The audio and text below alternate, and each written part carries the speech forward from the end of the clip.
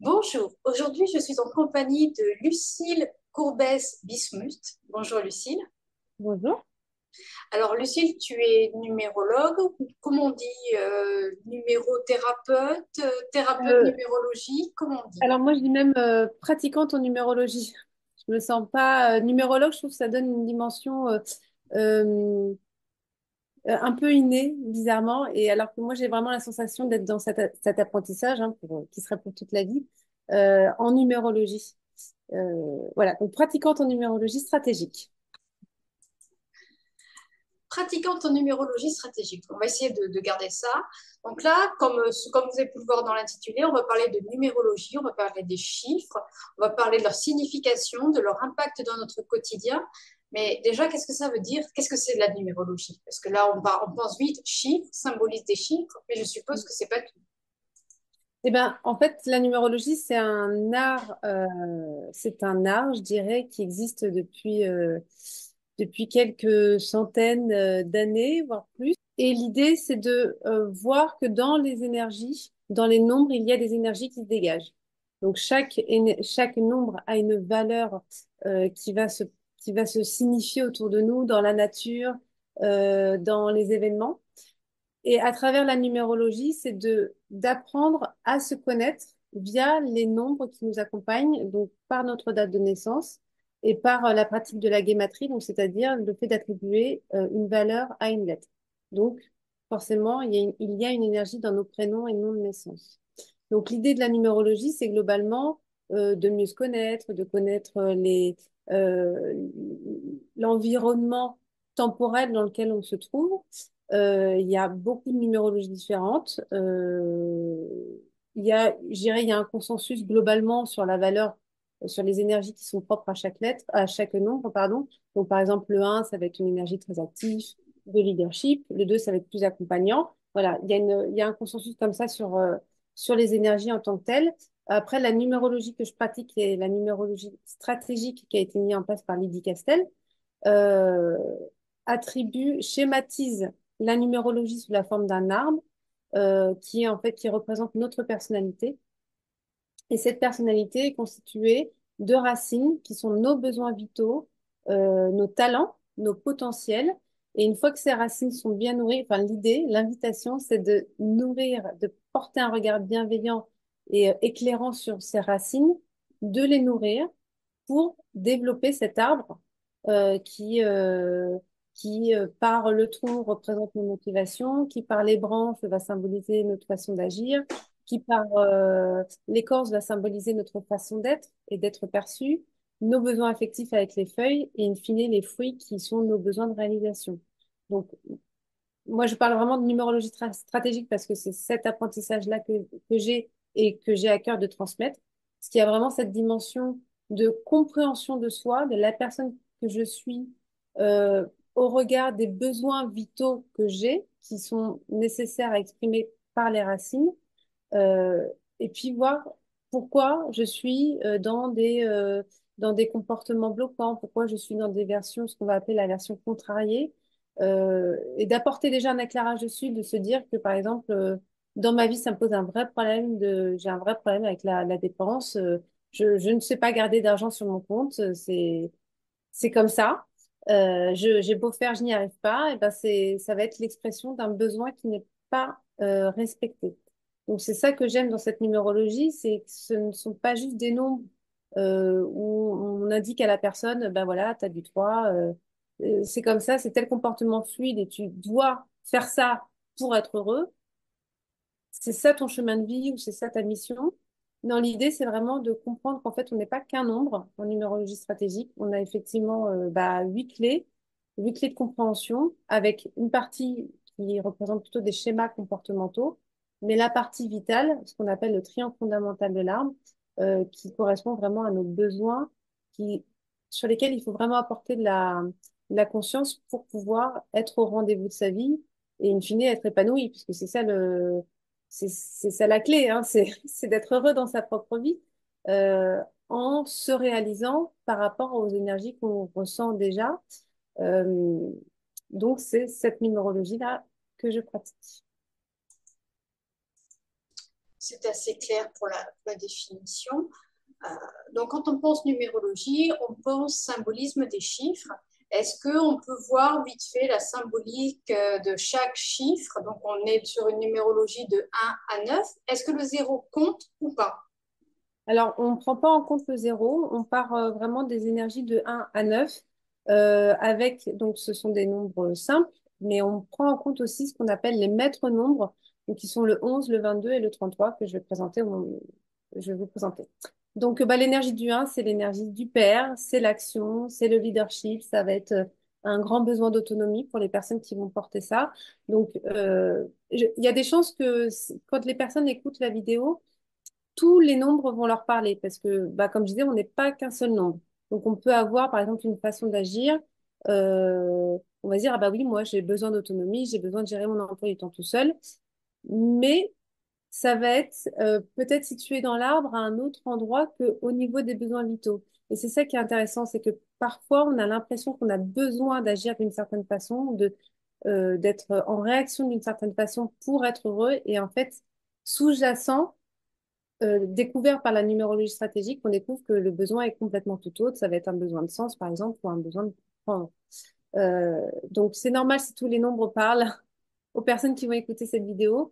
Ce qui est intéressant, c'est après d'aller voir en numérologie stratégique, encore une fois, de vraiment travailler sur les racines.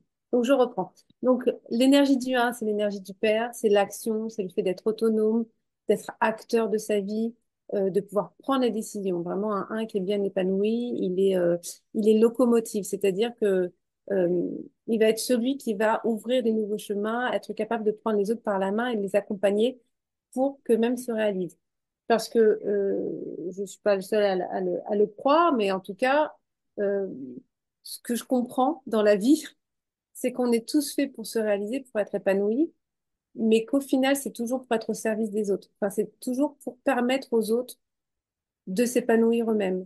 Donc le un a vocation à être autonome, mais il a vocation à être autonome et épanoui dans son individualité, dans son autonomie, pour pouvoir montrer aux autres en fait comment parvenir à cette autonomie. Donc une version contrariée, parce que chaque énergie est en version fluide et en version contrariée. Donc il n'y a pas de mauvaise énergie, toutes les énergies sont vraiment magnifiques.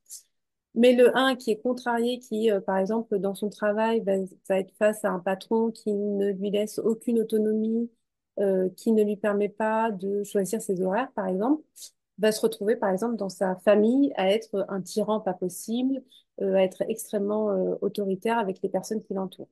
Il va essayer de, en fait, de combler cette autonomie, cette capacité à être acteur de sa vie, bah, dans des domaines, mais du coup, ça va être forcément à l'excès. Donc ça, c'est l'énergie du 1. L'énergie du 2, bah, c'est l'énergie de la mère, c'est l'accompagnant, c'est le fait d'élever les autres, comme la mère qui va élever ses enfants. Donc, l'énergie du 2, c'est vraiment l'accompagnant. Ça va donner des énergies qui donnent une belle capacité à travailler en binôme ou avec les femmes, parce que le 2, c'est le féminin. Donc voilà, le 2, c'est beaucoup plus dans bah, je prends par la main, mais je prends par la main pour, soit en tant que thérapeute et je travaille en one-to-one vraiment avec quelqu'un et j'accompagne les gens, soit je travaille en binôme, j'ai une grande boîte, mais j'ai besoin d'un partenariat hyper solide. Version contrariée, c'est le 2, donc il a beaucoup de doutes parce qu'il y a beaucoup de comparaisons vis-à-vis de l'autre, beaucoup de doutes sur sa valeur personnelle. Donc, ça amène une petite ambivalence là-dessus. Mais le 2 est doué pour accompagner, pour se faire accompagner, pour demander de l'aide, pour offrir de l'aide. Voilà, donc ça, c'est l'énergie du 2. L'énergie du 3, c'est l'énergie de l'enfant. Bah, c'est la créativité, c'est la joie, c'est l'expression. Donc, l'énergie du 3, c'est vraiment tout ce qui va être lié au commerce, ça peut être du sport, ça peut être de l'art, de la créativité, c'est vraiment l'esprit de la joie, c'est vraiment l'énergie de l'enfant. Donc, le 3 a besoin, euh, enfin, un besoin, ou s'exprime, tout dépend là où c'est situé dans son arbre, mais en tout cas, s'exprime en ayant plusieurs jouets. C'est très important pour quelqu'un qui a du 3 de prendre du plaisir dans ce qu'il fait. Pour d'autres, ça paraît normal de prendre du plaisir. Disons que pour d'autres, ça va être plus un aspect, bah voilà, comme le un de, bah moi, finalement, ce qui est important pour moi, c'est d'être autonome. Mais pour d'autres, pour quelqu'un qui a du 3, être autonome ou en groupe, euh, alors c'est à regarder en fonction de l'arbre derrière, mais vraiment, si c'est au niveau des racines, c'est vraiment vital d'être dans la joie, d'être dans le plaisir, d'être dans l'expression. Et puis le 3, c'est la reliance. Donc c'est le besoin d'être en communication avec les autres, euh, le plaisir de créer du lien. Voilà, c'est toute cette énergie-là de connexion en fait avec les autres, d'expression de qui l'on est. La version contrariée du 3, bah, ça amène l'esprit de l'enfant en version contrariée. Donc, un enfant, quand il est contrarié, il est boudeur, il est triste. Euh, il y a un côté un peu superficiel, voilà, où finalement, si on prend trop de plaisir, si le plaisir prend trop de place, ça peut manquer parfois de profondeur dans certaines relations, dans certains comportements. Voilà, ça c'est l'esprit du 3.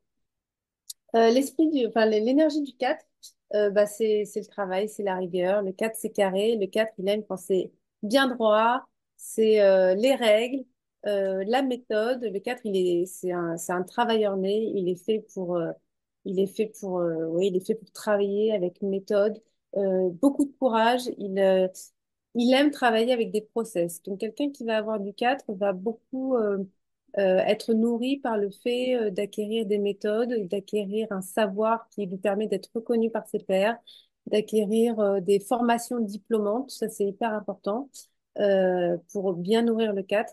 Énorme besoin de sécurité. Euh, et ce 4 a vocation donc à construire quelque chose, à construire une méthodologie ou à travailler avec une méthodologie s'il ne la construit pas lui-même.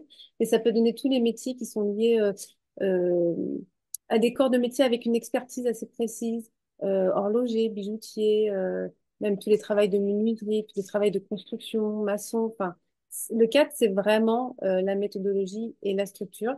C'est aussi, dans une certaine mesure, bah, la rigueur. Donc, ça peut être tous les métiers qui sont en lien avec l'application de la loi. Policier, gendarme, voilà. C'est le 4, c'est la règle.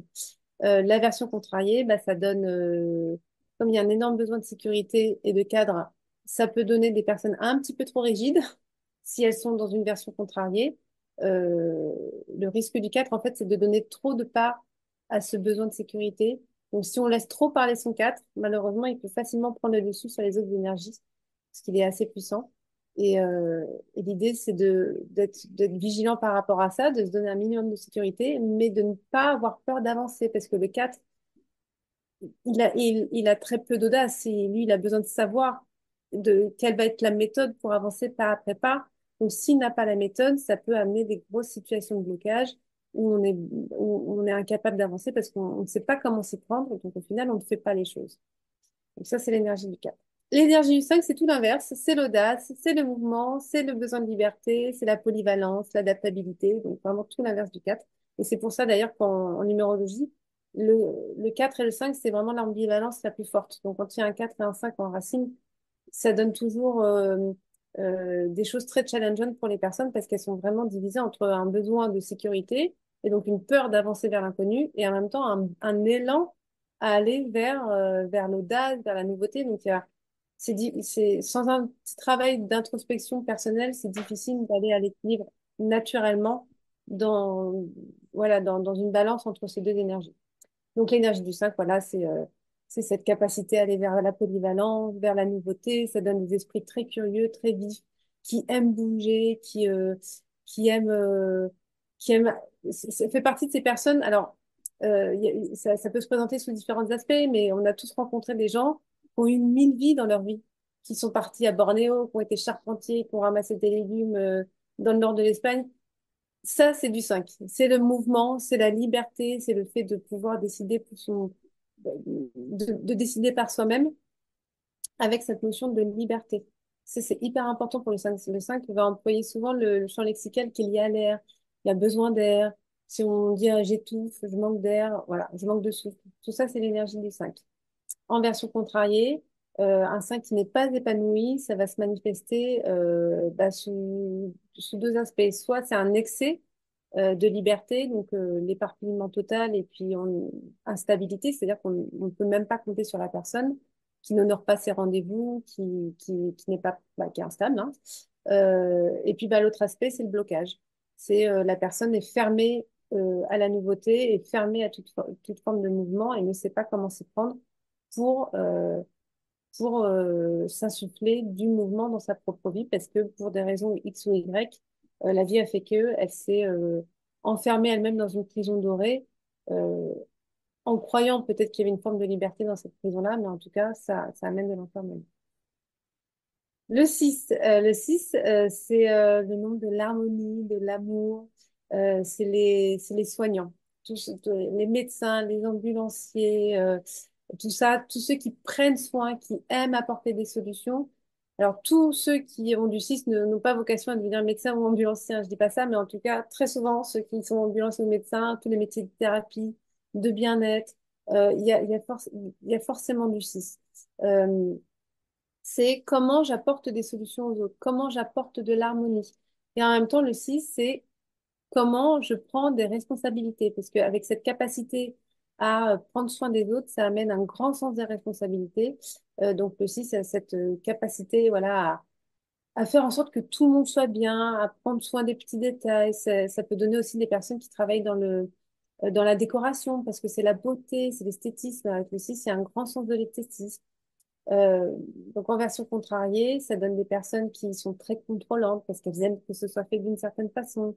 Ça donne un côté je prends tout à cœur parce que le 6 c'est vraiment l'énergie de l'amour. Donc quand il fait quelque chose, le 6 il a vraiment vocation à ce que ce soit efficace. Il a envie que quand il arrive dans une situation, euh, si quand il repart, la situation elle est améliorée. Voilà, le problème est résolu grâce à lui. Quand ce n'est pas le cas, parce que ça arrive, hein, des fois, il y a des paramètres qui font que bah, on n'y arrive pas. Pour le 6, c'est vraiment extrêmement compliqué. Faudrait idéalement appliquer les accords Toltec, ne pas prendre les choses personnellement, mais pour le 6, c'est personnel. La critique, le sentiment d'échec est très douloureux pour le 6 parce que c'est passé à côté de sa réalisation. Donc, il y a un petit travail à faire pour se libérer de ça. Et surtout, comprendre que le 6 a pour vocation à surtout prendre soin de lui. Parce que le 6 il donne tout aux autres, il prend soin des autres, mais personne ne prendra soin de lui si lui-même ne le fait pas. Donc, c'est très important pour le 6 de comprendre que si, effectivement, il y a cette version contrariée, très belliqueux, bah, je fuis aussi les conflits, parce que je fuis les conflits, je fuis la critique. En même temps, parfois, je peux un peu manipuler les conflits pour être sûr que ça ne me retombe pas dessus. C'est qu'il y a un petit travail d'observation à faire sur quelle place je m'offre en fait dans l'amour que je me porte. C'est toujours la même histoire, hein. De toute façon, chaque énergie appelle un talent et ce talent, il faut aller, pour qu'il soit vraiment bien épanoui. L'invitation, c'est d'aller le chercher, pardon, c'est d'aller le chercher dans la version compliquée de l'énergie. C'est ça l'enseignement. Il y a un enseignement derrière chaque énergie. Comme le 1, par exemple, c'est ce que je disais. Il a vocation à être leader, à être autonome, mais c'est toujours en prenant soin des autres, finalement. C'est toujours en pensant projet et comment ça va permettre aux autres d'être accompagnés plutôt que son projet personnel. Et c'est ça qui est hyper intéressant, je trouve, dans la numérologie et d'autant plus dans la numérologie stratégique. Le 7 c'est l'énergie euh, du mental, de l'originalité. Le 7 a un énorme besoin de sens, besoin de comprendre. C'est beaucoup de questions. Le 7 c'est vraiment le mental, hein. C'est le philosophe qui va avoir besoin de lire 300 bouquins pour comprendre un sujet. L'énergie du 7 c'est cette capacité euh, à, à apprendre, apprendre, jusqu'à devenir expert pour pouvoir transmettre. Il y a vraiment ces trois étapes qui sont importantes dans le 7 parce qu'un 7 contrarié, c'est un 7 qui va par exemple lire plein de livres sur plein de sujets différents, mais finalement ne s'en sert absolument pas dans son métier, a un métier qui est uniquement manuel et pas du tout intellectuel. Ça, pour quelqu'un qui a du 7 c'est très compliqué. Et le 7 ça amène une énergie voilà, de transmission sur le sens. Alors, ça peut être le sens de la vie, ça peut être, enfin, c'est principalement ça. On a tous besoin de sens, quelles que soient nos énergies, mais le 7 c'est vraiment un besoin qui est vital et profond, quel que soit l'endroit dans l'arbre où ça se trouve, besoin de comprendre ses relations, euh, besoin de comprendre le monde, en fait, besoin de comprendre comment les choses ont du sens et Et souvent, c'est un appel aussi à accepter et son originalité et sa spiritualité, parce que le 7, c'est vraiment le nom qui porte la foi, qui porte la spiritualité, la connexion. Donc, il y a un aspect très intéressant pour le 7. Et donc, là, dans la version contrariée, ça donne des personnes, enfin, des énergies qui amènent à beaucoup réfléchir, avec un cerveau vraiment qui tourne en boucle tant qu'il n'y a pas cette quête de sens qui a été trouvée. Ça peut donner des comportements euh, de dépendance par rapport à tout ce qui va être des dépendances de bouche, parce que quand on n'a pas de sens, quand on a du 7 et que on n'a pas le sens dans sa vie, on cherche à se remplir.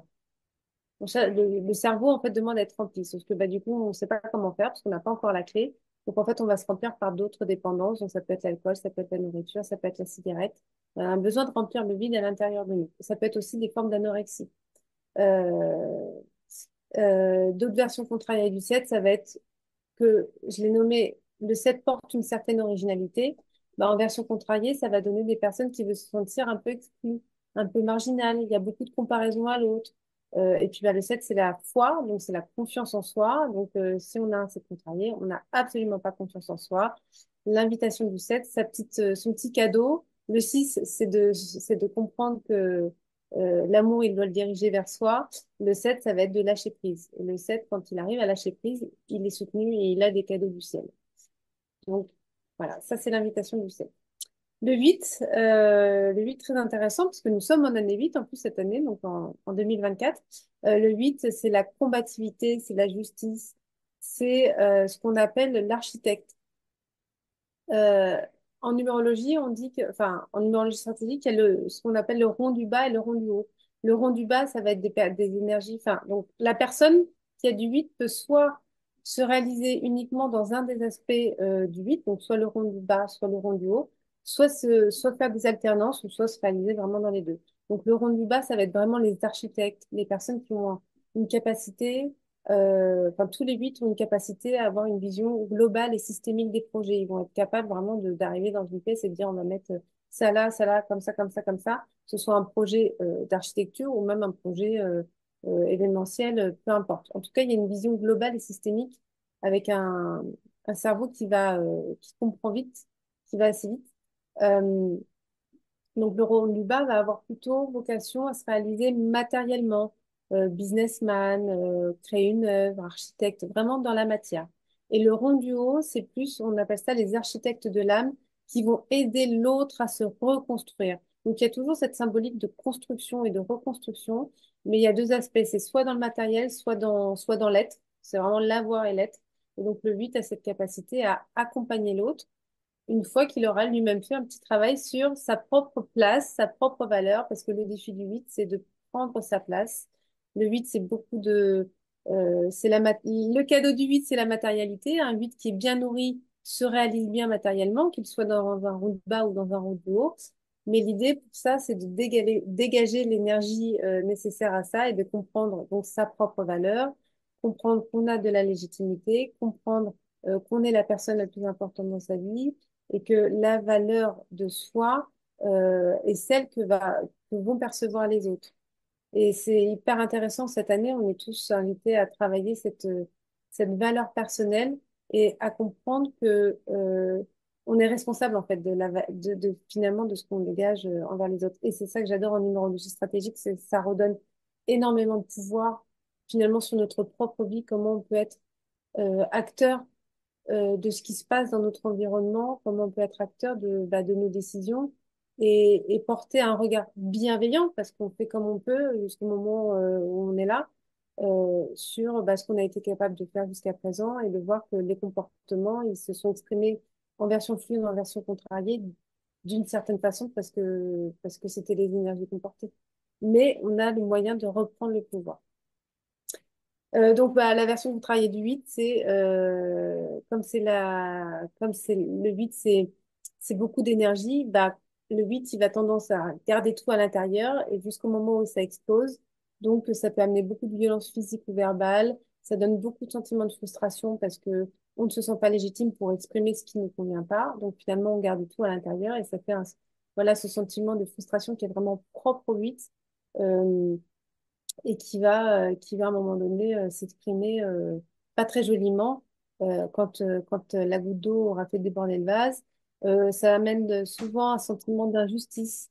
On peut se positionner souvent en caliméro par rapport à des situations parce qu'on ne reconnaît pas le fait que bah, on a une part de responsabilité dans certaines situations. Donc c'est ah, bah, de toute façon, c'est pas juste. Moi, j'avais fait tout comme il fallait, puis je comprends pas, c'est pas de ma faute. Et je dis ça sans jugement, hein. J'ai du 8 moi aussi, donc voilà. Mais c'est intéressant de voir que des fois, on croit que c'est toujours la faute des autres et qu'en fait, bah, c'est juste une énergie qu'on dégage. Et il faut pas se flageller pour ça. Donc l'énergie du 9, bah, le 9, c'est l'hypersensibilité au service du monde. Le 9, c'est une énergie qui est pas facile parce qu'elle amène beaucoup de sensibilité et qui peut être une sensibilité qui peut être déconcertante tant qu'on n'a pas identifié comment la nourrir pour qu'elle soit épanouissante.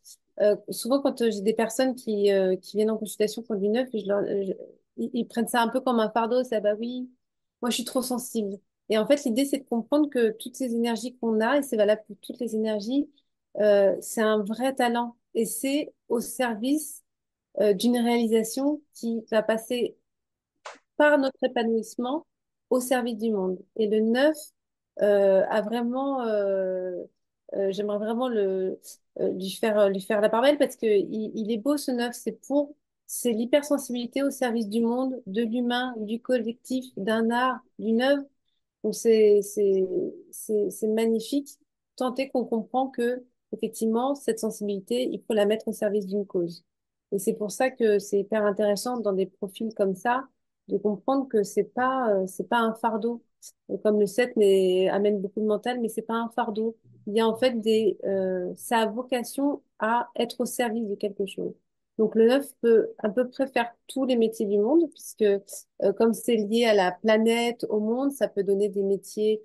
Le 9 a besoin de comprendre. Donc ça peut amener tous les métiers qui permettent de comprendre l'être humain, donc les métiers de science, thérapeute, psychanalyste, voilà, qui permettent de comprendre comment ça fonctionne dans le cerveau.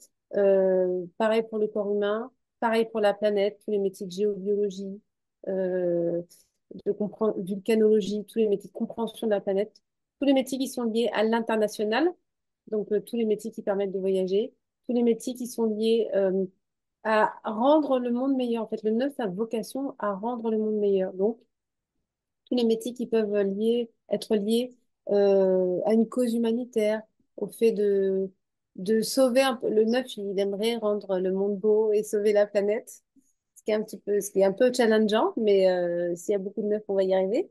Euh, Tous les métiers qui sont liés donc à l'étranger, à l'étrange aussi, à tout ce qu'on ne connaît pas. Tous les métiers qui vont être liés aussi au luxe et au rêve, parce que ça donne la sensation de participer à un monde qui tourne rond. Tous les métiers qui sont liés au service public, parce que ça fait partie d'une organisation qui permet de faire fonctionner le monde. Tous les métiers, voilà, c'est très très vaste le 9, hein, tous les métiers qui permettent, qui sont en lien avec les animaux, avec la sauvegarde, tous les métiers aussi qui sont en lien avec le public, parce que le 9 aime cette relation au monde, il a besoin de reconnaissance, il a besoin d'être en lien avec ce qui se passe autour de lui. Donc avec cette sensibilité. Et le 9 ça amène beaucoup de passion, beaucoup d'énergie à partir du moment où cette sensibilité est mise au service d'une cause. Donc d'un point de vue extérieur, le 9 parce que je dis 5 parce que je pensais au 5 par rapport à un autre aspect, le 5 comme le 9 sont souvent incompris. Le 9 il est incompris parce que d'un point de vue extérieur, comme il donne tout, souvent les gens s'entendent dire mais tu te sacrifies, mais tu fais trop. Et en fait, c'est ce qui va vraiment nourrir le 9. Donc, il est important de comprendre que tout part de soi, c'est-à-dire qu'il n'y a que nous qui pouvons savoir comment on se sent par rapport à une action. Quelqu'un qui a du 9 et qui met toute son énergie à la réalisation d'une œuvre, il peut s'entendre dire, mais non, c'est trop. Oui, mais si lui, il est bien, en fait, ça le nourrit. Et c'est ça qui est important de comprendre. Et c'est ça que j'aime avec cet outil de numérologie stratégique, c'est que ça permet de déculpabiliser, d'avoir des passions, d'avoir des schémas comportementaux qui ne correspondent pas forcément à ceux de notre environnement direct, familial, professionnel ou amical, mais de comprendre qu'en fait, il n'y a que nous qui savons pour nous. Et d'avoir cet éclairage symbolique très clair, parce que je trouve que la forme de l'arbre, elle est très simple, mais elle est limpide pour pouvoir se l'approprier. Ça permet de dire, ben, en fait, j'agis selon mes propres besoins, mes propres croyances, et je peux me libérer aussi de certaines injonctions qui m'obligent à aller dans une certaine direction qui est contre nature pour moi. Donc, c'est ça qui est hyper intéressant dans cet outil. Et tout à l'heure, je parlais des maîtres nombres. Donc, il y en a trois. Il y a le 11, le 22 et le 33. Et pour faire court, quand on réduit en fait les valeurs de nombre, donc par exemple en numérologie stratégique, on a les racines, hein, comme je nommais tout à l'heure. La première racine et la deuxième racine, ce sont nos deux besoins fondamentaux. Ces deux racines sont aussi importantes l'une que l'autre. La première racine est calculée à partir de la date de naissance complète, et la deuxième racine est calculée à partir de la guématrie, donc de nos prénoms et noms de naissance, donc à savoir la valeur qui est accordée à chaque lettre. A égale 1, B égale 2, etc. Euh, quand, euh, je sais pas ce que je veux dire. Voilà. C'est quand on réduit, par exemple, la date de naissance de quelqu'un, on va arriver, je vais dire n'importe quoi, à 36. Et ensuite, on réduit 3 plus 6, ça fait 9, etc. En général, on réduit de 1 à 9, sauf trois nombres, donc le 11, le 22 et le 33, qui donnent in fine le 2, in fine le 4 et in fine le 6. En fait, ça apporte une dimension de surpassement, une dimension liée au collectif, qui est donc à prendre en compte parce que ça amène en général beaucoup d'intuition, en plus, beaucoup de magnétisme et une capacité une invitation en tout cas, à se dépasser pour le collectif. Donc, ça met un petit challenge en plus. Donc voilà pour les énergies par rapport à la personnalité. Et après, pour la temporalité, ça se rejoint. C'est-à-dire que si on est en période 1, bah, c'est une période de prise de décision. Si on est en période 2, bah, ça va être plus une période où on va être invité à collaborer, etc., etc. Bon, déjà, ça fait une belle présentation et moi, j'aimerais qu'on revienne un petit peu sur toutes les appellations que tu as portées, hein. On va pas revenir sur les chiffres parce que chacun est libre de faire le replay, de revenir en arrière pour regarder de nouveau les définitions. Moi, je vais revenir sur déjà le chiffre racine. Donc, tu as expliqué la présence des deux chiffres racines, Oui, date de naissance et nom. Ça, c'est oui. important. Comment ça se passe? C'est-à-dire, on calcule la date de naissance chiffre par chiffre et ça va obtenir un chiffre, c'est ça? Exactement. Alors, je vais peut-être faire le partage. Ouais. Alors, alors j'ai toujours ce petit message de...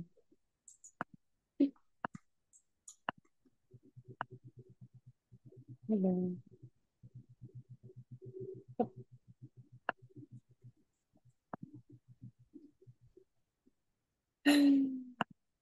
hop, c'est là. C'est là. Donc là, on voit donc un arbre, qui est vraiment la symbolique sous laquelle est dispensée la numérologie stratégique. Pour les racines, donc comme tu disais, pour la première racine, on calcule la date de naissance. Donc en fait, l'idée, c'est de faire le calcul sous toutes les formes possibles. Par exemple, quelqu'un qui est né le 18 avril 1983, moi, on va calculer d'abord 1 plus 8 plus 0 plus 4 plus 1 plus 9 plus 8 plus 3. Ça va nous donner un nombre. Et en fait, on va essayer de faire ce calcul sous toutes les formes possibles pour voir quel bagage éventuel se cache derrière les nombres. Et on va toujours tomber sur le 7 en l'occurrence. Euh, mais l'idée, c'est de voir si, par exemple, je calcule 18 plus 4, ça fait 22. Donc, c'est intéressant de le prendre en compte. Si après j'additionne avec 1983, ça peut donner un autre chiffre. En fait, le principe de faire ce calcul sous toutes ces formes, c'est de voir s'il y a ce qu'on appelle une mémoire familiale. Parce que les blocages que l'on porte, parce que là, en théorie, on pourrait se dire, bah, on a des énergies, pourquoi finalement on n'y va pas, pourquoi on n'est pas tous au rendez-vous de notre vie. Parce qu'on a un environnement social, on a des parents ou des éducateurs qui n'ont pas clairement la même personnalité que la nôtre. Donc forcément, ils nous transmettent des valeurs et des croyances qui peuvent être un petit peu en contradiction avec notre propre personnalité. Et puis, on a aussi cette fameuse mémoire familiale, ce que certains peuvent appeler du karma, mais ce sont ces bagages, ces chaînes invisibles, comme dit Lily Castel, qui nous relient en fait à du transgénérationnel, à des mémoires passées et qui peuvent nous empêcher de nous réaliser dans notre plein potentiel. L'idée étant de les identifier, bien sûr, et puis de faire un travail de conscientisation et de libération par rapport à ces mémoires. Et c'est ça qui est hyper intéressant dans la numérologie stratégique et dans la numérologie en général, hein, puisque les mémoires familiales, ça existe dans toutes les numérologies. L'idée, c'est de comprendre que de pouvoir identifier les points de blocage et bah, de voir ce qui ne nous appartient pas forcément pour pouvoir nous en libérer.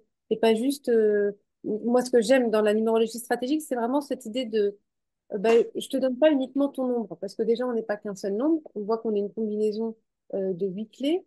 Euh, et il n'y a pas d'obligation à aller dans ces nombres-là. Et c'est pas, bah, t'as du 7, il faut que tu lises. Non, c'est, alors, voici l'expression du 7. Voici les symptômes de la version contrariée. Où est-ce que tu te situes en ce moment? Comment tu le ressens? Est-ce que les fois où tu as fait des formations, que tu t'es intéressé à tel et tel sujet, qu'est-ce que ça a fait naître en toi? Est-ce que tu sens que ça t'apporte un épanouissement? Est-ce que dans ta jeunesse, tu as vécu tel ou tel schéma comportemental?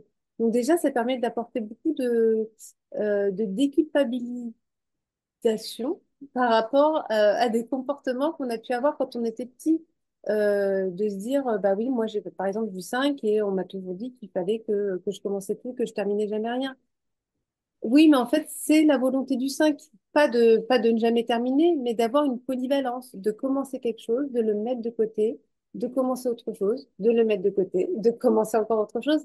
Voilà, le 5 il a cette vocation. Il a vocation à terminer. Parce que par cette polyvalence, il va innover. C'est ça le talent du 5. Mais quand on n'a pas les codes et quand on est dans une famille où, par exemple, c'est pas du tout l'énergie qui est présente, cette énergie de variété, eh ben, c'est compliqué pour un 5 de s'accomplir quand il va à l'école et il doit terminer son exercice de maths avant de commencer le français, alors que pour lui, c'est contre nature. Ça fait forcément des expressions en devenant adulte qui sont contrariées. Parce que la personne ne sait pas faire son outil finalement, elle ne sait pas être à l'écoute de ses besoins vitaux. Et donc l'idée, je reviens à la question de base, l'idée de faire les calculs sous toutes les formes possibles permet de voir au-delà des valeurs familiales qui ont pu être juste transmises dans l'éducation, mais de voir bah, des bagages qui seraient plus liés, je dirais, si j'ose dire, à l'âme et au bagage transgénérationnel qu'on peut avoir. Et c'est ça qui est hyper intéressant, parce que c'est vrai que plein de fois en rendez-vous, on se rend compte que la personne dit, mais je ne sais pas comment faire, je suis bloquée, je ne sais pas comment m'y prendre. Et effectivement, d'aller voir les bagages familiales, enfin les mémoires familiales et de dire, bah, il y a peut-être quelque chose à aller voir au niveau de tes racines, ou effectivement, il y a quelqu'un dans ta famille qui était tyrannique, mais libère-toi de ça. Enfin, ça permet de donner une direction. Une séance en numérologie stratégique ne résout pas tout, mais ça apporte une lumière de compréhension qui est pour moi tellement pertinente pour pouvoir après avancer sur le chemin de sa vie, de se dire, bah, je sais en fait vers quoi j'avance et je sais pourquoi j'avance. Et c'est hyper précieux en fait. Sur ton arbre, là, je vois bon, plusieurs informations. On a donc vu les deux premières racines, talent et besoin vital, et l'autre talent également et besoin vital. Donc, le premier, je répète, je récapitule un petit peu, ça va être la numérologie au sens chiffre de la date de naissance de la personne. Le deuxième, c'est la numérologie au sens nom, prénom, etc. Qu'en est-il des personnes qui changent de prénom au cours de leur vie? Parce que là, Alors, forcément, ça change. exactement. Alors, ce qui est hyper intéressant, quand on veut faire un travail sur soi et qu'on ne sait pas, par exemple, quel jour on est né ou à quelle heure, parce que ça arrive souvent qu'on ne sache pas à quelle heure on soit né ou enfin, ou même des parcours d'adoption. Donc, on a une information finalement sur sa carte d'identité qui n'est pas forcément celle. avéré. Et ce qui est intéressant avec la numérologie, c'est de que l'on prenne en compte en fait les informations qui nous représentent à l'état civil. Donc, mettons, on est né en 82, mais on a été adopté et sur les papiers officiels, bah, c'est le 1er janvier 83. Et bien, on prend le 1er janvier 83. Donc, c'est vraiment une clé parce que c'est tel qu'on est, on existe aux yeux de la société. Euh, donc, quand on change de prénom, alors il y a une particularité quand on, par exemple, on prend un nom marital, on va le prendre en compte si la personne l'utilise effectivement dans sa vie quotidienne, qu'elle l'a fait apposer sur sa carte d'identité. Mais tant que c'est un nom marital, on va le prendre en compte partir d'un certain nombre d'années, à partir du moment où l'équilibre, en fait, la balance entre nom de jeune fille et nom de femme mariée arrive à un équilibre. Et là, on va voir comment ça peut influencer. Pour le cas des changements de prénoms ou nom de naissance euh, qui changent sur la carte d'identité, on le prend en compte à partir du moment. En fait, on prend la carte d'identité à l'instant T. Et j'ai moi-même une expérience, j'ai changé mon nom de jeune fille il y a 2 ans. Ça a changé ma numérologie. Et ce qui est bluffant, c'est que alors je sais pas comment, pourquoi, c'est la magie de l'univers, mais c'est venu s'impliquer dans un changement d'énergie que je ressentais personnellement. Et c'est au moment de la formation que je me suis rendu compte que j'avais pas la réponse c'était l'œuf ou la poule. Est-ce que c'est la numérologie qui m'a, enfin, j'ai changé de nom avant de connaître la numérologie. Et ce qui est intéressant, c'est de voir que c'était logique, en fait, elle se répondait. Mais j'ai pas la réponse là-dessus. Je ne sais pas comment ils ont fait là-haut pour que ça fonctionne. Mais en tout cas, c'est vraiment les informations de la carte d'identité à l'instant T. Est-ce que quelque part, bon là on va être plus dans le point d'interrogation, je me doute, mais quand on décide de changer de prénom ou de nom, ou d'utiliser plus un pseudo qui va être officialisé sur les papiers administratifs, c'est aussi l'énergie de la personne finalement qui se matérialise différemment. Peut-être que, je ne sais pas, avoir un prénom qui ne correspond pas à une personnalité, c'est aussi un prénom choisi par des parents en fonction peut-être des relations que l'enfant peut avoir avec ses parents. Il peut y avoir une tension autour du Tout à fait. prénom et dans l'énergie, ne pas créer quelque chose d'harmonieux. Il y a ça Tout à aussi. fait. Tout à fait. Et c'est vrai que ça correspond tout à fait à ça. On n'a pas besoin de la numérologie stratégique pour forcément se comprendre ou pour aller dans le mouvement de sa vie. Heureusement qu'on n'a pas besoin de ça, comme on n'a pas besoin de l'astrologie, on n'a pas besoin du tarot. Mais ce sont des éléments qui existent et qui peuvent nous soutenir dans certaines prises de décision ou dans une compréhension de la personne que l'on est. Euh, et puis, bah, des fois, ça se fait tout seul. C'est magnifique comme en consultation, je vois des personnes qui sont déjà au rendez-vous de leur vie, alors qui ont des doutes, qui ont des manques de confiance en soi, mais sur les décisions qui ont été prises les 2 années précédentes, c'était complètement en lien avec leur temporalité. Et c'est magique de voir ça. Et je me dis, la numérologie, à ce moment-là, vient les soutenir et leur permet de vraiment appuyer les décisions qu'ils ont prises. Mais ce qui est beau, c'est que heureusement, on n'a pas un besoin fondamental des outils. Enfin, on peut aussi y arriver sans, mais c'est quand même un vrai soutien. Enfin, moi, clairement, la numérologie stratégique m'a aidé à comprendre qui j'étais, m'a aidé à assumer mes besoins vitaux, parce qu'effectivement, j'avais l'impression que c'était des lubies, alors que pas du tout. Et c'est intéressant de voir que plus on va dans cette direction-là et plus on est épanoui. Parce que c'est ça le cadeau. C'est pas juste, bah, faut que j'y aille parce que j'ai pas le choix. Bah, la récompense, c'est quand même que je vais être bien dans mes bottes. Donc, on va y aller. On va continuer un peu sur l'arbre et on développera après les autres questions. Donc, tronc chemin de vie, ça correspond à quoi comme calcul? Comme calcul. Donc, c'est le jour et le mois de naissance. Donc, dans mon exemple, ça va donner 18 avril, donc 18-4. Donc, ça fait 22-4, puisque 18 plus 4, ça fait 22. Donc, comme je disais tout à l'heure, on le prend en compte quand c'est un maître nombre. Et donc, ça correspond à nos motivations. Ça répond à la question quoi faire dans la vie. C'est ce que certains vont appeler le chemin de vie. C'est vraiment cette idée-là. Et donc, ce que l'on voit, le tronc et les racines, c'est ce qu'on appelle en numérologie stratégique le triangle fondamental. C'est vraiment la base de l'arbre et ce sont nos 3 besoins fondamentaux pour être au rendez-vous de sa vie, pour être dans une version fluide et pour qu'in fine, le reste de l'arbre se développe de façon pérenne et fluide et épanouissante. C'est vraiment ces trois pôles-là qui sont primordiaux à observer. Donc, on va continuer sur l'arbre. L'écorce, donc façon Alors, d'être et d'être perçu, comment c'est calculé? Sur quel chiffre on se alors, base? ça, c'est tout simplement le jour de naissance. Et c'est vraiment cette idée de d'écorce, donc l'extérieur de l'arbre, c'est la façon dont on est perçu et notre façon d'être. Euh, donc c'est en continuité en fait. Et là, à partir de là, à partir de l'écorce, on arrive sur des schémas comportementaux, c'est-à-dire que on n'est plus dans les besoins vitaux, mais en fait, ça va être, moi je vois ça comme des éclairages de compréhension. C'est-à-dire qu'effectivement, si on a une écorce qui est en version contrariée, c'est toujours qu'il faut aller voir son triangle fondamental parce qu'un des besoins n'est pas respecté. Ok. Ensuite, les branches, façon d'agir, comment est-ce que, voilà, quels sont les chiffres pour le coup qui sont utilisés? Alors là, exactement, là on arrive dans la catégorie, on n'est plus sur les chiffres, mais on est sur les lettres qui composent nos prénoms et noms de naissance. Donc la façon d'agir, ça va être toutes les lettres de valeur 1, qui est l'action, hein. Donc c'est les lettres de valeur A, enfin les lettres A, J et S. Donc le nombre de lettres qu'on a dans nos prénoms et noms de naissance. Donc ça va nous donner donc une valeur. Et puis donc ça va être notre façon d'agir. Voilà, c'est encore une clé comportementale, c'est-à-dire c'est un éclairage de voir si à ce moment-là ça se traduit en version fluide ou en version contrariée. Ensuite, donc, les feuilles pour les besoins affectifs. Exactement. Donc là, ça va être toutes les voyelles qui composent nos prénoms et nos naissances. Et ça représente donc nos besoins affectifs, aussi bien dans le rapport professionnel que personnel. Ce n'est pas que le cercle familial ou sentimental, c'est vraiment quel type de relation je souhaite avoir dans ma vie professionnelle et personnelle.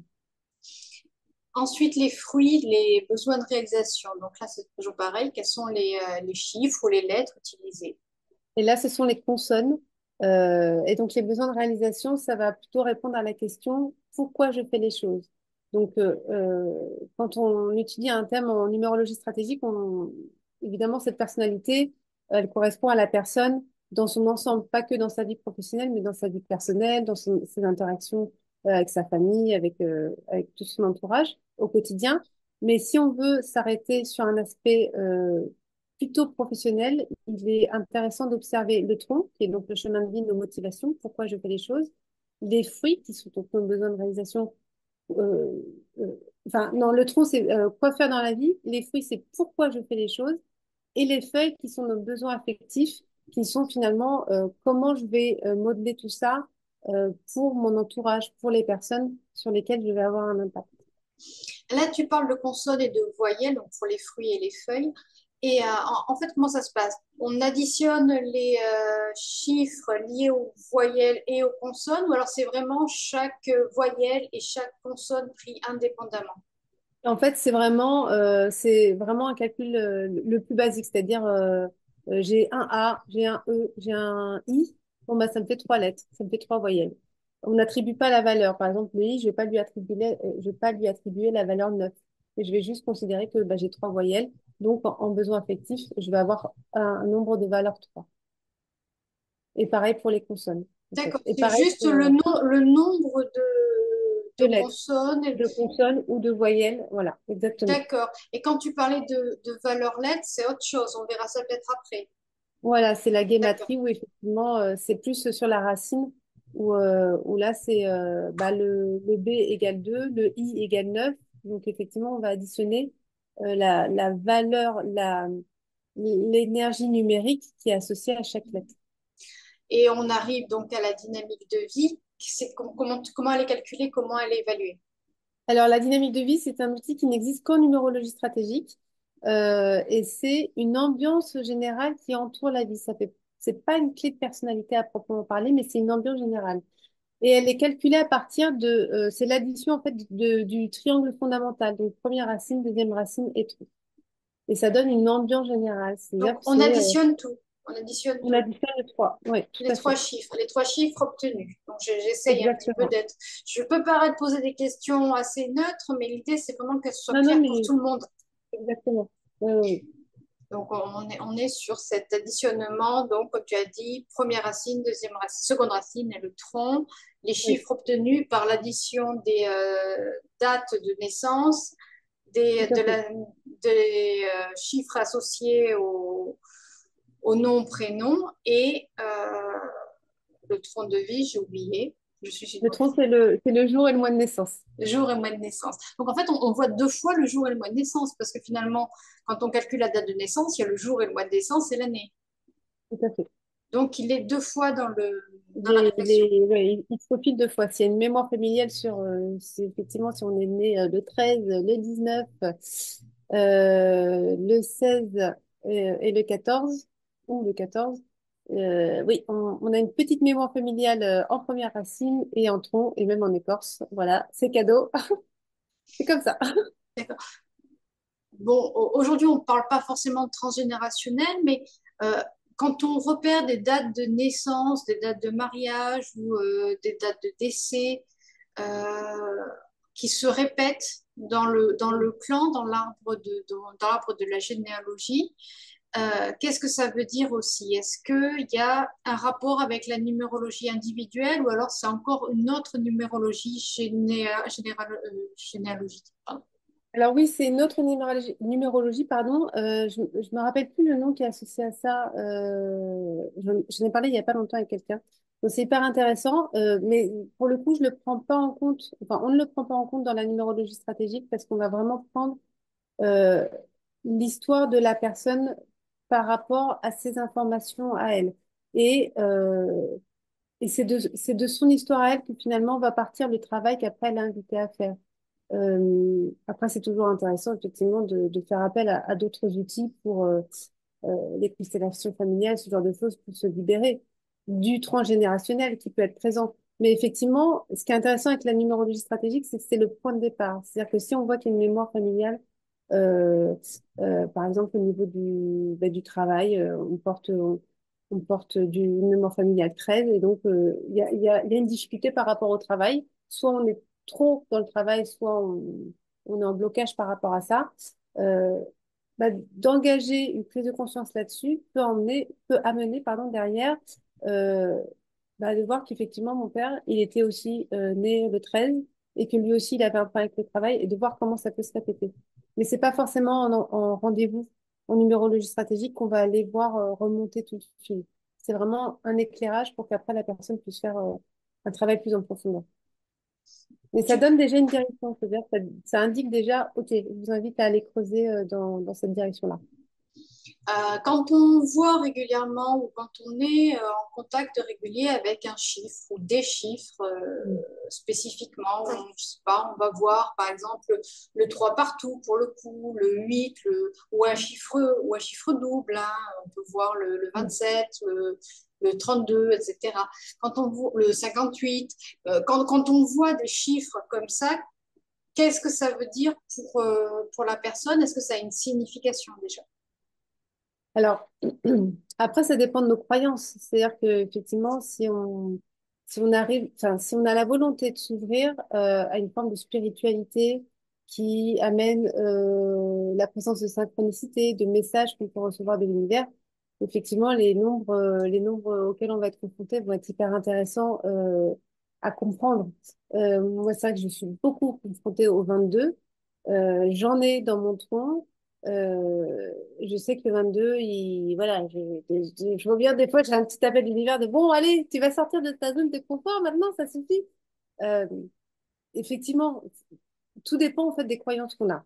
C'est-à-dire qu'on peut choisir de voir ces chiffres, on peut choisir de ne pas les voir. L'idée étant effectivement, s'il y a une récurrence, d'aller voir dans la symbolique des nombres, via la numérologie en général, et de voir ce que ça représente et quel peut être le message derrière. Même si c'est effectivement des nombres doubles, si on a par exemple du 35, ça peut être une invitation à aller voir comment je m'exprime, comment j'arrive à faire appel à ma créativité et à la polyvalence. Effectivement, c'est toujours une invitation. De toute façon, bon, la vie est faite pour se poser des questions. Bon, ça c'est mon set qui parle. Mais en tout cas, pour amener un éclairage sur qui nous sommes, quels sont nos talents, euh, quel est notre potentiel et comment on peut diffuser notre lumière sur le monde. Et ben, si on est sensible, en tout cas, au nombre, j'invite vraiment les personnes à aller creuser, à aller voir, parce que l'univers, finalement, va nous là, je parle d'une croyance personnelle, mais va nous envoyer des messages qui vont être, dont il sait qu'on va être en mesure de les entendre. C'est-à-dire que pour d'autres, ça va être, on va leur envoyer 3000 chiffres et ils vont pas du tout les capter. Et peut-être qu'à un moment donné, ils vont passer par plutôt des paroles, plutôt des images. Mais effectivement, si les nombres parlent à certaines personnes, je les invite à aller creuser. C'est toujours intéressant, il y a une symbolique. De toute façon, tout est énergie, donc les nombres véhiculent vraiment un message qui peut être puissant.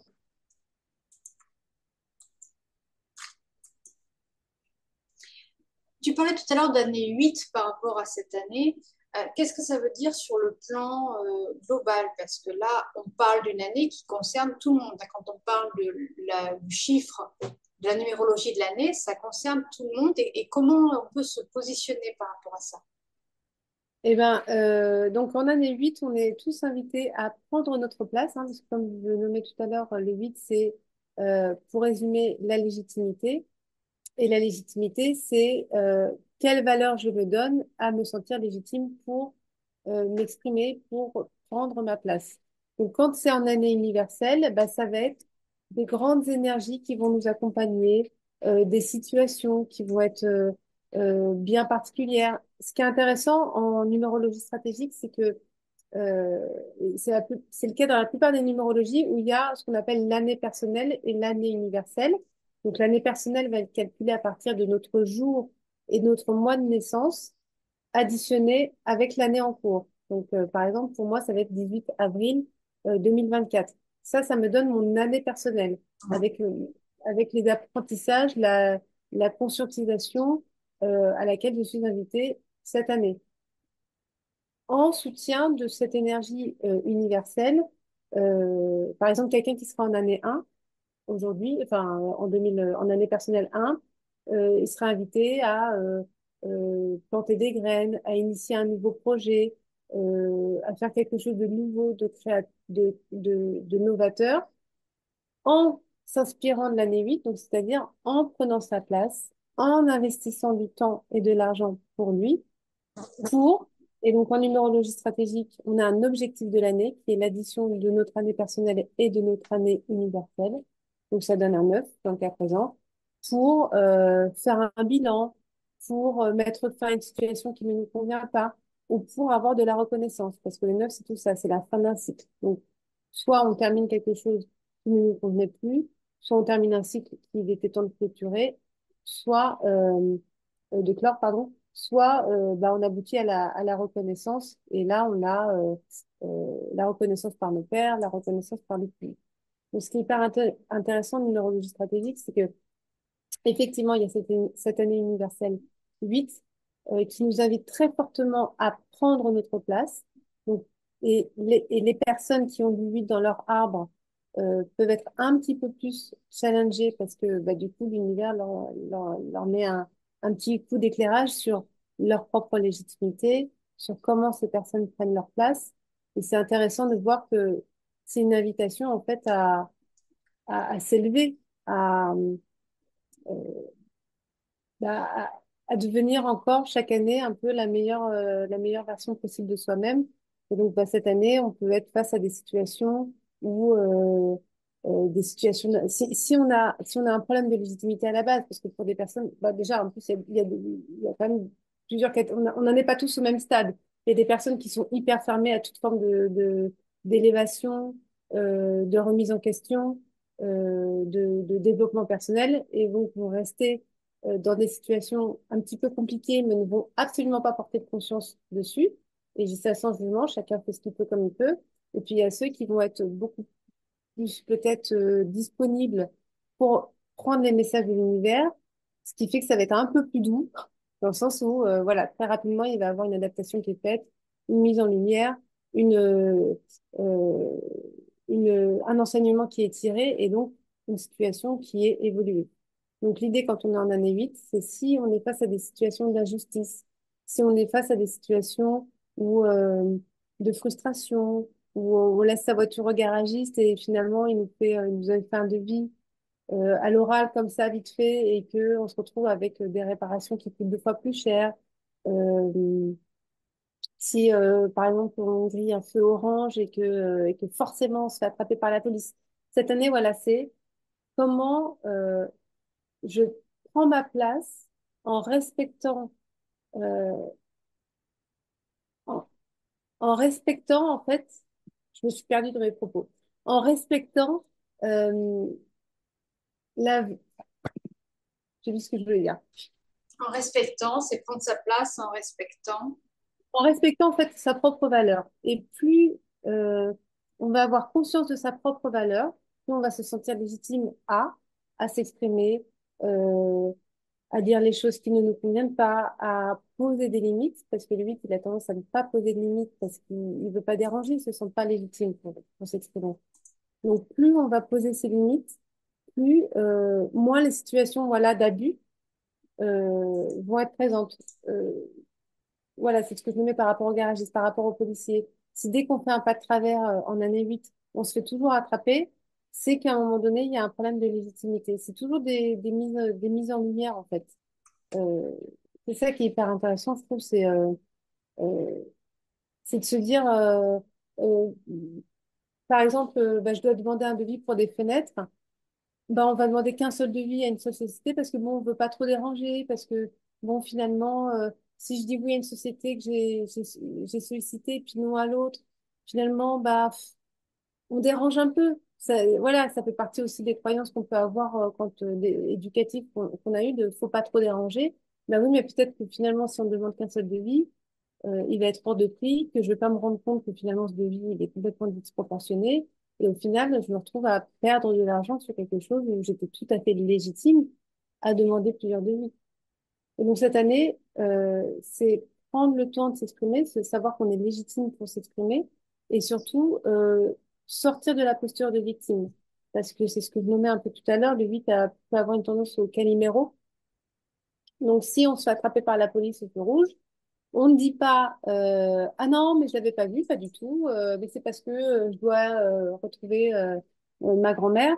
C'est oui, pardon, excusez-moi, je n'aurais pas dû, je l'avais peut-être pas vu, mais effectivement, je n'aurais pas dû. Voilà, reconnaître ses torts et prendre sa responsabilité. Il y a des chances que ça passe un petit peu mieux. En tout cas, cette année, on prend ses responsabilités, on prend sa place, on pose ses limites et il y aura une belle matérialisation derrière. Bon, on a passé la moitié de l'année là, mais, Voilà, on a passé la bonne partie déjà là quand même. Donc oui, notre année 8 au mois d'août, c'est pas mal aussi parce que les mois ont une importance comme ça. tout à fait. Alors les mois, alors effectivement, le mois d'août, c'est un mois 8, hein, on le sait, c'est Mhm. pas nouveau, mais avec la vibration de 2024, ça change un petit peu l'énergie du mois d'août, parce que du coup, on va additionner 8, l'énergie du mois d'août, et 8, l'énergie de 2024. Donc 8 et 8, 16, ça nous donne un mois d'août 2024 qui va porter la vibration 7. Donc c'est ça qui est intéressant. Alors après, c'est une énergie générale. Euh, Elle est intéressante à observer si effectivement on connaît déjà un petit peu sa propre temporalité, parce qu'on a notre propre personnalité, notre propre temporalité, des grandes périodes de vie qui nous accompagnent, notre année personnelle, notre trimestre personnel. Donc c'est intéressant de connaître ça. Et les mois, je dirais, civils qui vont apporter une énergie globale, comme l'année 2024 va avoir un impact sur le monde. Forcément, le mois d'août 2024 porte une énergie particulière, mais elle sera forcément moins impactante pour quelqu'un qui est en mois 3, par exemple, enfin, voilà, qui porte une autre énergie. Ceci dit, ce mois d'août 2024, il est très intéressant parce qu'il apporte donc l'énergie du 7. Donc, c'est plutôt une énergie d'introspection, d'observation et de bilan sur bah, ce qui va faire du sens pour nous. Donc, c'est intéressant de voir que bah, ça, c'est bien, ça tombe au mois d'août. La plupart des personnes vont être en vacances. Donc, c'est une période qui peut favoriser ça aussi, la remise en question, de faire un premier bilan, de se dire, est-ce que ma vie a du sens? Alors, ça va pas être aussi profond, effectivement, qu'une année personnelle, encore une fois, parce qu'en numérologie stratégique, euh, on a tous donc notre année, notre mois, notre trimestre, notre mois et notre jour personnel. Mais le jour personnel a moins de puissance que le mois personnel. qui a moins de puissance que le trimestre personnel, qui a moins de puissance que l'année personnelle. Donc d'aller voir les mois, c'est intéressant. Euh, Après, l'invitation, c'est pas de trop, comme quelqu'un qui aurait besoin de regarder son horoscope tous les jours. Il faut que ça reste un outil de compréhension et d'aide à la prise de décision, mais il ne faut pas que ça devienne la décision elle-même. Mais bon, pour finir sur ce mois d'août 2024, si voilà les énergies, ça va être plus d'introspection, un peu de lenteur, de remise en question. Donc là, l'invitation, c'est on lâche prise. Si on peut partir en vacances, aller près de l'eau, c'est très bien. Il y aura des cadeaux du ciel si on arrive à se, à se libérer voilà, du mental qui peut être très présent quand il y a une énergie flottante autour du 7 comme ça. Alors, je fais juste une parenthèse, pareil, numérologie et année. Donc, si ce mois-ci, on est en 7, ça veut dire que le mois prochain, le mois de septembre, on sera en énergie 8 dans une année 8. Et pour les personnes qui ont un chiffre 8 également en chiffre racine, par exemple, qu'est-ce qui va être là, sans être futurologue, bien sûr, parce que c'est de la Oui, bien sûr. numérologie, c'est aussi faire la différence entre numérologie, voyance et futurologie, c'est pas du tout pareil. Mais Exactement. Oui, là oui. aussi, c'est septembre en 8, 8, 8, voire plus de 8 pour Oui, d'autres. oui, tout à fait. Oui, oui, oui. Qu'est-ce que ça veut dire? Oui, et je rebondirais juste, c'est vrai que la numérologie stratégique, c'est pas de la voyance, c'est-à-dire que ça va être globalement des énergies, après on décide d'y aller ou pas. Donc pour un mois de septembre, effectivement, 2024, ça va amener beaucoup de combativité, ça peut, pour les personnes qui en plus ont une problématique vis-à-vis de leur légitimité, qui ont une problématique vis-à-vis de ce 8 dans leur arbre, ou ce qu'on appelle la boîte à outils. Et à la fin, je donnerai l'adresse du site internet de Lydie Castel où chacun peut faire son arbre pour avoir toutes les informations. S'il y a une problématique au niveau du 8, peut-être que ce mois de septembre va être un petit peu plus challengeant que pour d'autres, parce que ça peut amener des situations où on va être challengé sur comment je prends ma place. Donc, ça peut donner des situations au travail qui peuvent être de malentendus, de choses où on n'a pas vu venir parce qu'on pensait que ça allait bien se passer et finalement des situations un petit peu ambiguës, d'injustice qui vont nourrir un sentiment d'injustice et de frustration. Euh, des situations qui peuvent être liées à l'argent, voilà ce que je nommais euh, j'ai laissé ma voiture au garage et on s'était mis d'accord qu'il faisait rien sur mon accord et finalement il me demandait une facture alors que j'ai jamais eu de coup de fil. Voilà, ça peut donner ce genre de situation j'ai pris mon portable 2 minutes au volant et ça fait 2 fois de suite que je me fais toper en une semaine. Donc là, l'invitation, c'est encore une fois de reconnaître ses torts quand effectivement il y a eu quand il y a eu le téléphone au volant. Bon, on sait qu'on n'a pas le droit. Respecter la loi le plus possible, rester vraiment dans les clous. Et face aux situations d'injustice qu'on peut ressentir vis-à-vis des personnes, l'idée quand on a du 8, c'est vraiment de s'exprimer le plus tôt possible. Dès qu'on a une situation un petit peu nébuleuse, je prends souvent cet exemple au travail, on sait qu'il y a un poste qui se libère et on veut ce poste.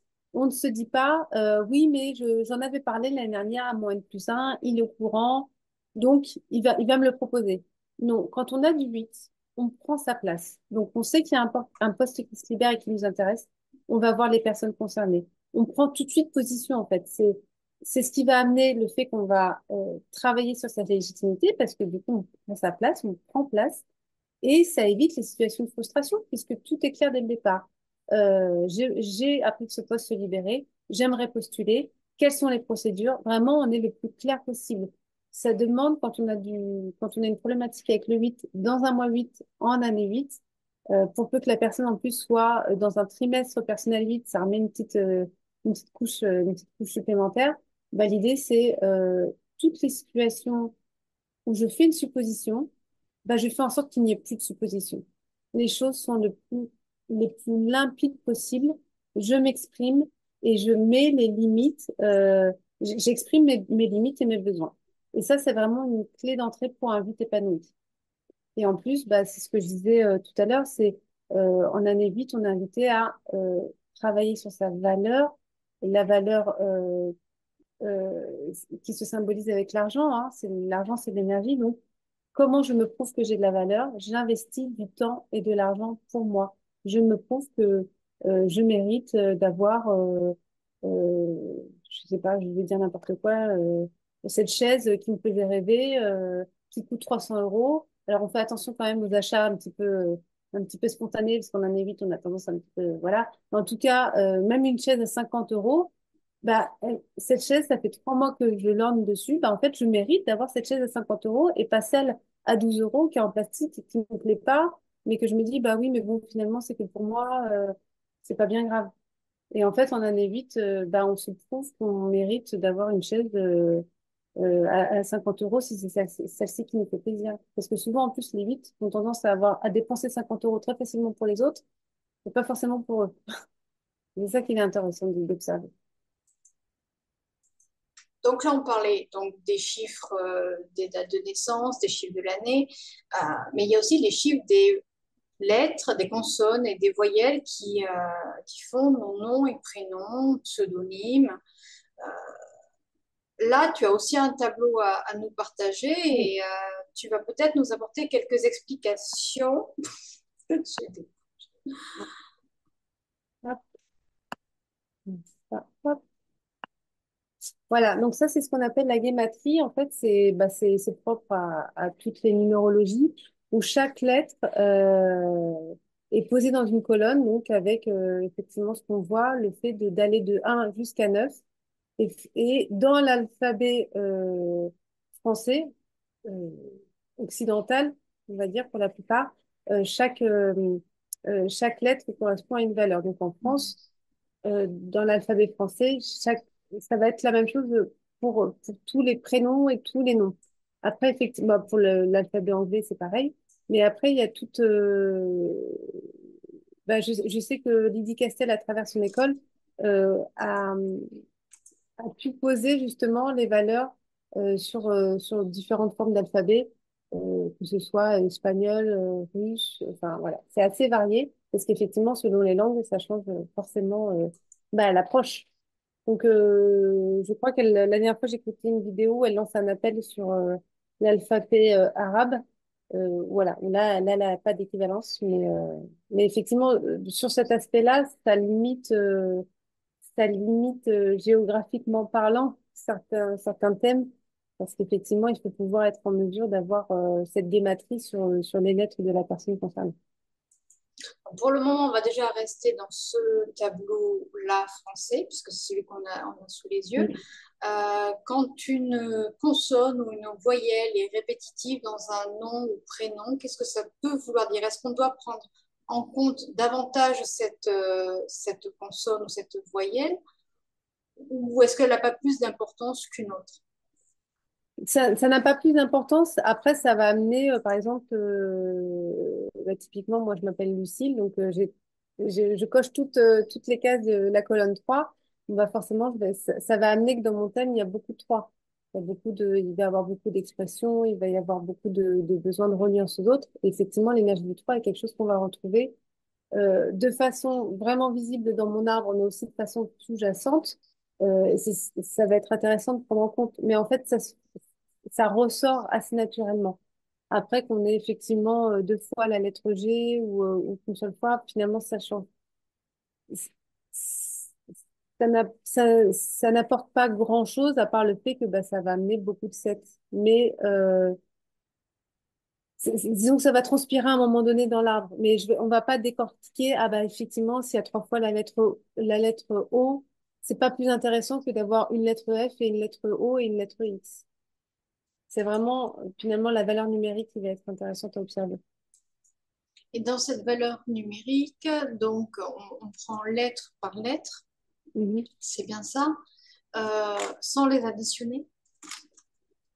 On les additionne jamais. Alors, ça dépend. Pour la deuxième racine, on additionne. Par exemple, Lucie, on va additionner 3, le 3 du L, le 3 du U, le 3 du C. Ensuite, on va additionner le 9 du I, etc., etc. Par contre, donc c'est que dans la deuxième racine qu'on fait ça. Mais effectivement, pour le reste de l'arbre, que ce soit les branches, les feuilles ou les fruits, ça va être le nombre de consonnes. Ce n'est pas la valeur, mais vraiment le nombre de fois une lettre est présente. Donc, on peut peut-être essayer avec quelques prénoms, éventuellement, on va dire Isabelle, par exemple. Donc, comment Alors, on fait, par exemple, avec Isabelle? alors, avec Isabelle, on va poser le 9. Alors, attendez, hop. On va poser le 9, le 1. Alors, attendez, je prends mon petit stylo, comme ça, je suis sûre de ne pas faire d'erreur.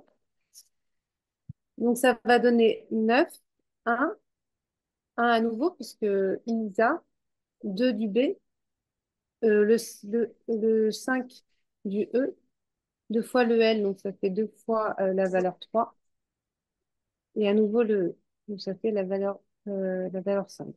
Et donc là, on additionne tout, donc ça fait 9 plus 1, ça fait 10, plus un, ça fait 11. Plus un, ça fait, plus 2 pardon, ça fait 13. Plus 5 ça fait, moi, je suis nulle en calcul mental, alors, c'est un sacré challenge. 13 plus 5 ça fait 19. Plus 3 ça fait 21. Plus 3 ça fait 24. Et plus 5 ça fait 29. Bon, on additionne 2 plus 9 et ça fait 11. Donc, ça fait 2. Bon, bah là, ce qui est intéressant, c'est de voir que dans simplement le prénom Isabelle, il y a déjà une valeur d'accompagnement, de capacité à prendre, à travailler en binôme, à prendre soin des autres, avec cette notion d'intuition, parce que le 11 est un maître-nom qui porte la plus grande intuition. Donc, toutes les personnes qui s'appellent Isabelle et qui nous écoutent, portent en elles de l'intuition. Après, effectivement, ça va pas ressortir forcément dans leur arbre parce que euh, à aucun moment on ne prend que le prénom pour schématiser un comportement ou un besoin vital. Néanmoins, quand moi je prépare un thème, j'ai accès à, enfin, j'ai tous les calculs détaillés parce que Lydie Castel met à disposition un outil qui est très performant et qui permet de faire tous les calculs sans erreur parce que l'erreur est humaine.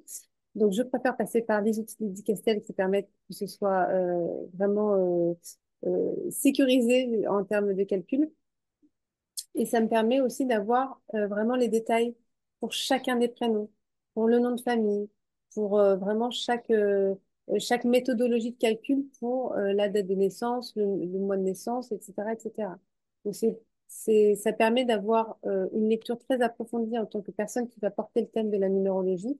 Mais effectivement, euh, dans la numérologie stratégique, le simple prénom n'est pas pris en compte à proprement parler. Enfin, pas tout seul en tout cas.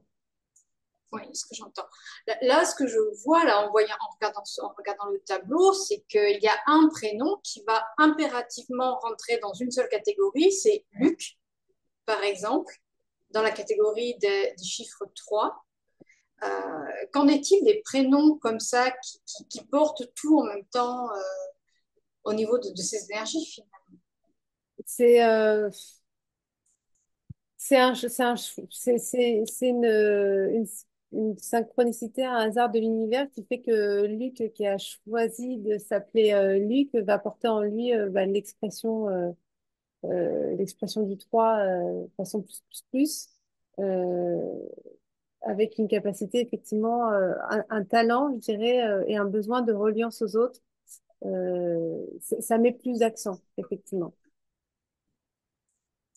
Et après, ce qui est intéressant, c'est de voir aussi le reste de son arbre. Mais c'est sûr que quand on s'appelle Luc, après, tout dépend. Tout dépend du reste de l'arbre, mais c'est effectivement quelque chose qui peut être un peu sous-jacent.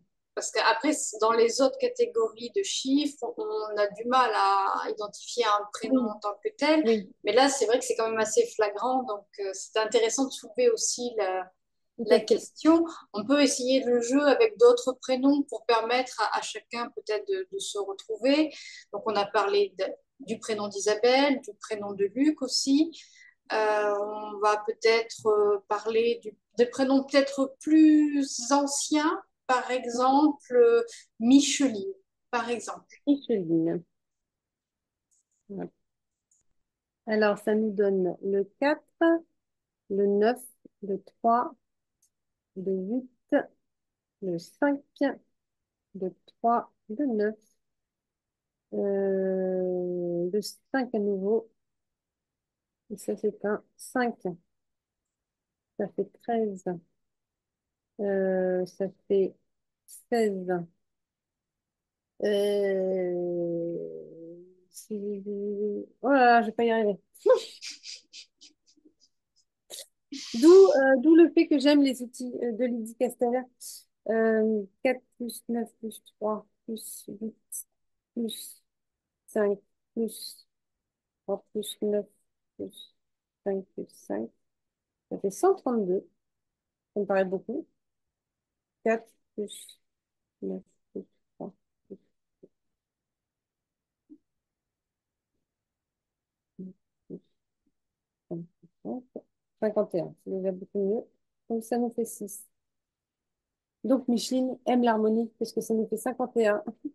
Et 5 plus un ça fait, bah, c'est l'énergie, voilà, de l'amour, de prendre soin, des soignants, de ceux qui aiment apporter des solutions. Après, je sais qu'il y a certaines numérologies qui prennent vraiment en compte euh, les prénoms pour le symboliser sous l'expression de quelque chose de particulier. Ça va être par exemple, je viendrai, pour certaines numérologies, ça peut être, ça va pas être ça, mais le chemin de vie. Et c'est vrai qu'en numérologie stratégique, le prénom en tant que tel, encore une fois, il fait partie vraiment d'un tout. Ça va pas être une expression très précise. Donc, on va peut-être prendre un deuxième prénom masculin au hasard, un prénom assez commun, Jacques, par exemple. Exact. Alors, ça donne euh, 1, 1, 3, plus 8, U, 3, 5, et, et 1. C'est bon.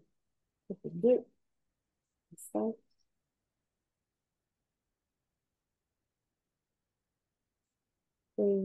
ça fait 13, ça fait 16, ça fait 21 si je ne m'abuse, ça fait 22. Et ben, Jacques va porter du 22-4, donc une capacité à construire avec méthode, avec rigueur, avec beaucoup de travail, beaucoup de persévérance, avec une invitation à aller vers le dépassement de soi, à sortir de sa zone de confort, et surtout avec beaucoup de magnétisme, parce que le 22 amène voilà, cette capacité à dégager du magnétisme, soit par sa présence, soit par ses mains, par le magnétisme, voilà, sous toutes ses forces. Mais pour construire pour le plus grand nombre. Et pour construire pour le plus grand nombre. Il n'y a pas de mais. C'est génial de construire pour le plus grand nombre. Mais en tout cas, c'est vrai que ça reste très intéressant. Donc, là, on va peut-être revenir à quelque chose de plus numérologie connu un petit peu par tout le monde, c'est-à-dire les dates de naissance, peut-être aussi. On va faire comme pour les prénoms, on va voir éventuellement avec quelques dates de naissance. Je t'invite à enlever le partage d'écran pour Oui, pouvoir. Voilà, peut-être voir aussi comme pour les noms, pour les prénoms, oui. voir quelques dates de naissance fictives. Alors, peut-être elles vont concerner certaines personnes, auquel cas Oui. tant mieux. Mais là, l'objectif, c'est pas forcément de citer des dates de personnes connues ou Oui. existantes, hein, c'est ça qui est important. On va essayer de, voilà, au hasard, 13 avril 54, au Alors, le hasard. 13 avril, bon, déjà dans le 13 avril, il y a une mémoire familiale, la mémoire familiale 13. Tous ceux qui sont nés en 13 vont porter une mémoire familiale qui va être liée au travail. Donc, quelque chose à aller observer du bagage transgénérationnel qu'on peut avoir subi d'un des parents, direct ou indirect, qui avait une relation soit de vraiment de pure soumission par rapport au travail en étant bourreau de travail, soit en étant très dilettante, et ce qui peut amener qu'aujourd'hui la personne elle-même, enfin, la personne elle-même portant cette mémoire familiale peut avoir un rapport au travail très particulier. Donc, il peut reproduire le même schéma, soit de bourreau de travail, soit d'être incapable de rester dans un emploi finalement stable. Ça va être donner des personnes qui peuvent accumuler les petits boulots, qui ont très peur qui ont beaucoup de difficultés avec l'effort, avec la persévérance, avec la contrainte. Voilà, donc la personne a choisi, entre guillemets, de naître le 13 pour être confrontée à ce bagage dont il est invité à se libérer. Bon, voilà. Mais pourquoi du comment, je ne sais pas, mais en tout cas, il y a cette mémoire familiale. Et donc, cette date de naissance du 13 mars 1954, ça nous donne une première racine en neuf, donc un besoin vital qui va être lié à un talent qui est l'hypersensibilité au service du monde. Ça, c'est le talent potentiel. Et le besoin, c'est le besoin de comprendre le monde. C'est ce que je disais tout à l'heure. Quelqu'un qui a du neuf en racine, que ce soit en première ou en deuxième racine, a besoin de mettre sa sensibilité au fait d'améliorer le monde. Donc chacun à son échelle, ça peut être effectivement en étant artiste, ça peut être en travaillant chez WWF, ça peut être en travaillant au service public, ça peut être en étant médecin. Toujours est-il qu'il y a cette notion de bah, je participe au fait que bah, j'aide le monde à tourner un peu plus rond. Donc ça donne un côté très rêveur. Le neuf, il est un peu dans sa bulle. Voilà, il rêve que le monde tourne rond. Donc à l'excès, ça donne des personnes qui vont être très facilement déconnectées, qui vont manquer de réalisme, qui peuvent aussi à l'excès avoir un côté un peu mythomane parce que bah, besoin de fuir la réalité en fait. Si la réalité est trop dure à supporter, bah, on s'en crée une parallèle. Donc là, l'idée, c'est de se mettre en relation avec le monde et de s'engager au service d'une cause qui mettra notre sensibilité en œuvre pour le meilleur.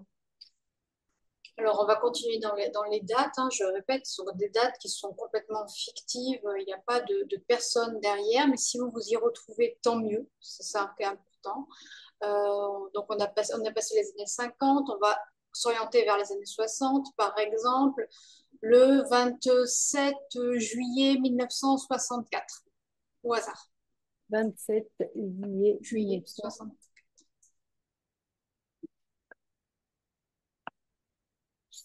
Eh ben, ça nous donne le 9 aussi. Ça nous donne le 9. Alors, en plus, pas facile parce que là, la personne a du 9 en première racine et va avoir du 7 en tronc. Ce qui fait que ça lui amène d'un côté une hypersensibilité qui a besoin de comprendre le monde et de l'autre côté un mental qui a besoin de sens. Donc ça doit être énergétiquement très fatigant. Parce que quand on a du 9 et du 7 voilà, on a besoin de comprendre pourquoi les choses font de telle ou telle façon. Et euh, tant qu'on n'a pas trouvé les réponses, ce qui parfois met du temps à arriver, bah ça fait tourner en bourrique un petit peu. Donc, c'est vrai que souvent, les personnes qui viennent en consultation, il y a souvent du 9 ou du 7 qui traînent parce qu'il y a besoin de réponse, en fait. Bon, là, on va essayer de trouver un chiffre, bon, une date de naissance qui ne soit pas dans le 9. Donc, par exemple, le 5 janvier 1972. Allez, au hasard. 62? 72, on a changé de Ok. décennie. Eh ben là, on a du 7. Donc, on a du 7 en première racine. Donc, le talent, c'est la cérébralité avec un côté original. Et le besoin, c'est le besoin de sens. Donc, c'est ce que je me mets tout à l'heure, c'est le fait euh, de, de, de, de se nourrir intellectuellement parce que le 7 il a un cerveau qui va très, très vite et euh, qui mouline beaucoup, qui a une... Lydie Castel, elle appelle ça la Ferrari du cerveau, parce que face à une situation avec un cerveau en arborescence qui va être capable de dire, oui, mais si je prends cette direction-là, il va se passer ça, ça, ça, ça, ça, ça.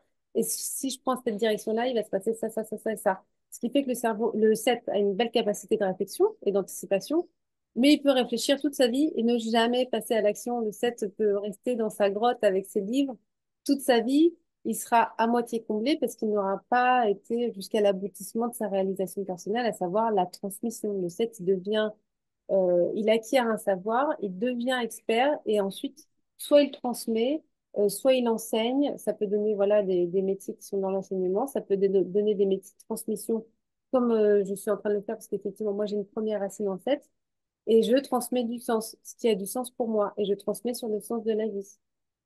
Donc, c'est ça le 7. Et bah, en défi, ça donne la comparaison avec les autres, le manque de confiance en soi, potentiellement une fermeture totale à toute forme de spiritualité, parce que bah, au début, quand on n'a pas d'outils, on est réfractaire à tout ça, et puis finalement, on est invité petit à petit à aller travailler cet aspect-là, euh, pour voilà, transmettre. lâcher prise, parce que bah, comme le 7 a un cerveau qui mouline beaucoup, s'il arrive à lâcher prise, c'est la petite récompense, c'est les cadeaux du ciel. On a toutes les énergies ont des petits cadeaux de l'univers, des petits soutiens. C'est toujours sympa de se dire que voilà, c'est pas en vain. On est quand même un peu soutenu.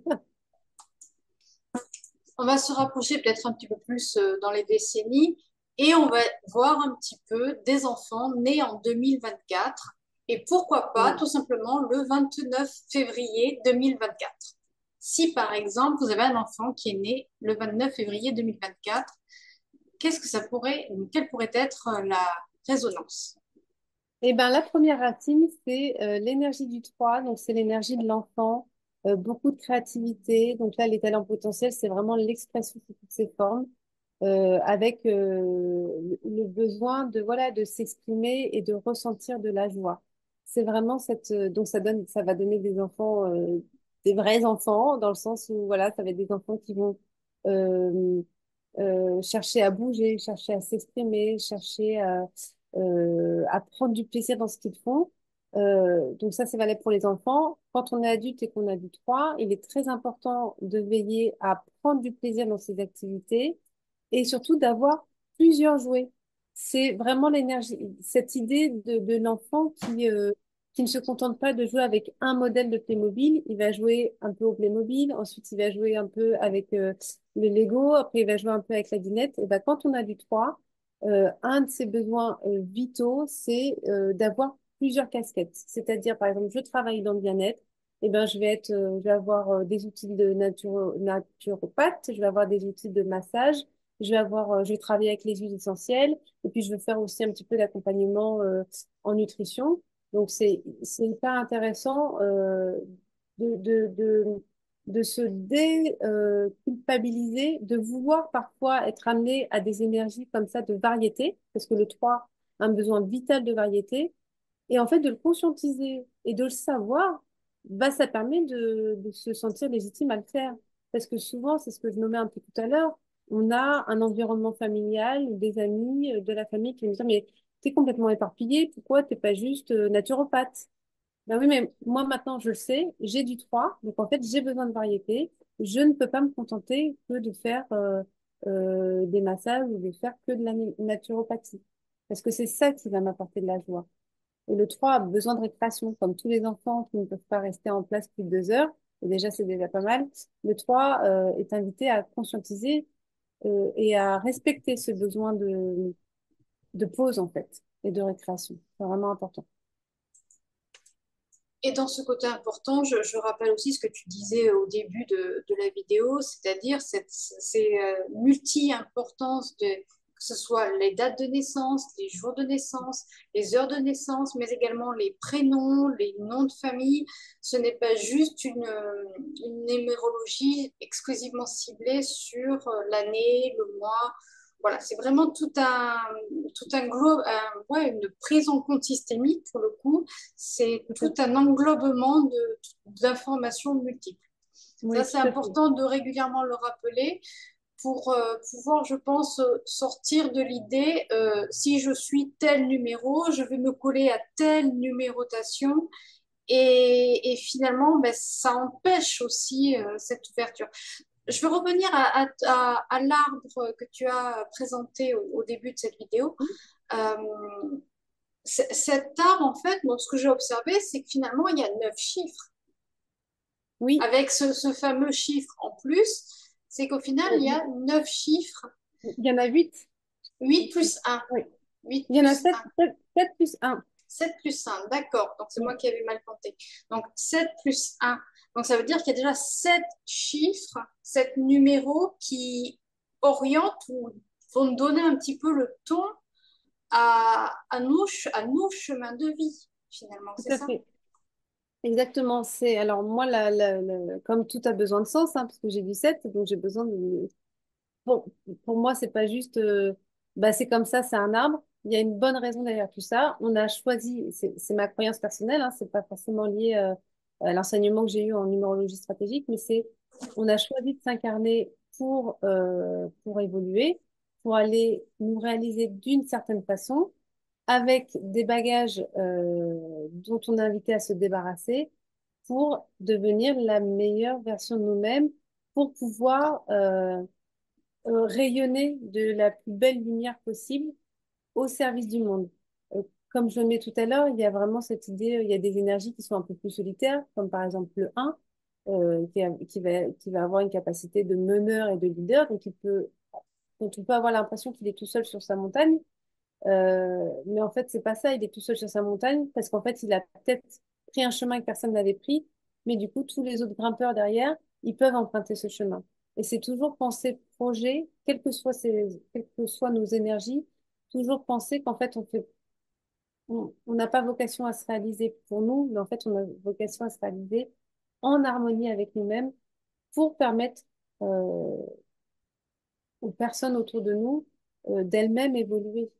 Et en fait, c'est toujours ça, quand je travaille les thèmes en numérologie, c'est toujours ça le message, c'est euh, quelles sont les énergies qui vous accompagnent pour pouvoir être épanoui, parce que c'est ça le but. T'es pas obligé d'aller vers ton but, t'es pas obligé d'aller prendre ta place. Par contre, si tu veux être un petit peu bien dans ta vie, c'est l'invitation. Mais ce but, si toi tu prends ta place, tu vas pouvoir aider des personnes à se reconstruire.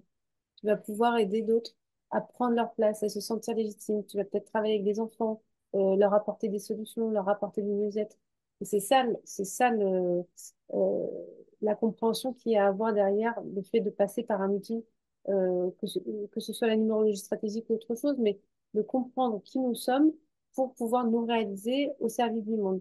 Et ce que j'aime particulièrement dans la numérologie stratégique, c'est pas juste, bah, effectivement, déjà, on n'est pas qu'un nombre, on est on est un être une individualité avec une série de nombres qui, de la façon dont ça s'associe, fait une personnalité qui nous est propre. Mais l'idée, c'est de comprendre que chaque énergie euh, nous apporte de la bienveillance envers nous-mêmes, nous apporte des outils de compréhension envers nous-mêmes et surtout nous apporte la compréhension que on est doué pour quelque chose, on est capable de faire ça, ça nous donne une direction, ça nous donne, moi, ça me parle de foi, mais ça nous donne une foi sur notre capacité à nous réaliser, à nous dire qu'on est capable.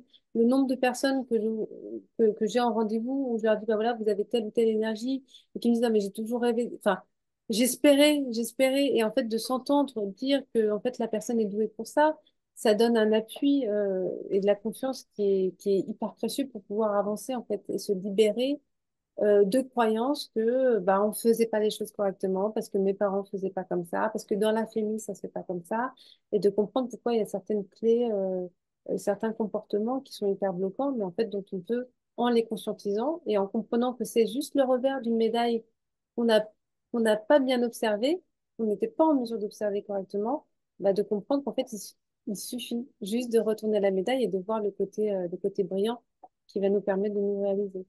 Et c'est ça que j'aime en numérologie stratégique, c'est que c'est vraiment orienté solution. Ok, pourquoi vous êtes dans une énergie de blocage? Pourquoi vous êtes colérique? Pourquoi vous avez toujours un sentiment d'injustice? Pourquoi vous avez toujours été mal payé? Pourquoi vous avez toujours été avec un sentiment de vous sacrifier? Pourquoi vous doutez autant de votre valeur? Pourquoi vous avez l'impression que vous êtes nul, que vous n'allez pas y arriver? Eh ben, on va voir tout ça. Et il y a une bonne raison et on va s'en libérer. Et c'est ça qui est hyper intéressant, c'est de se dire que c'est pas juste gratuit. C'est, c'est, c'est, c'est pour mieux, c'est pour être la personne merveilleuse qu'on est voué à devenir. En tout cas, c'est une très belle explication. C'est vrai qu'on sent que tu parles avec ton cœur, avec ta sincérité, et c'est ce qu'on aime. C'est ce qu'on aime. C'est ça l'objectif derrière tout ça, c'est ce cœur qui porte cette activité. Je t'ai pas demandé comment tu étais arrivé à ce travail de numérologie. Eh bien, pardon. Alors, le hasard de la vie. J'ai commencé, bah, en fait, j'ai quitté la région parisienne et j'ai quitté un emploi dans la communication pour être plus en lien avec des valeurs personnelles. Euh, Et la vie a fait que je suis tombée sur un article de Lydie Castel sur la numérologie. Je me dis, tiens, intéressant. Enfin, j'étais vraiment en quête de savoir quelle était ma valeur sur cette planète, à quoi je servais toute ma vie. En fait, je me suis demandé à quoi je servais.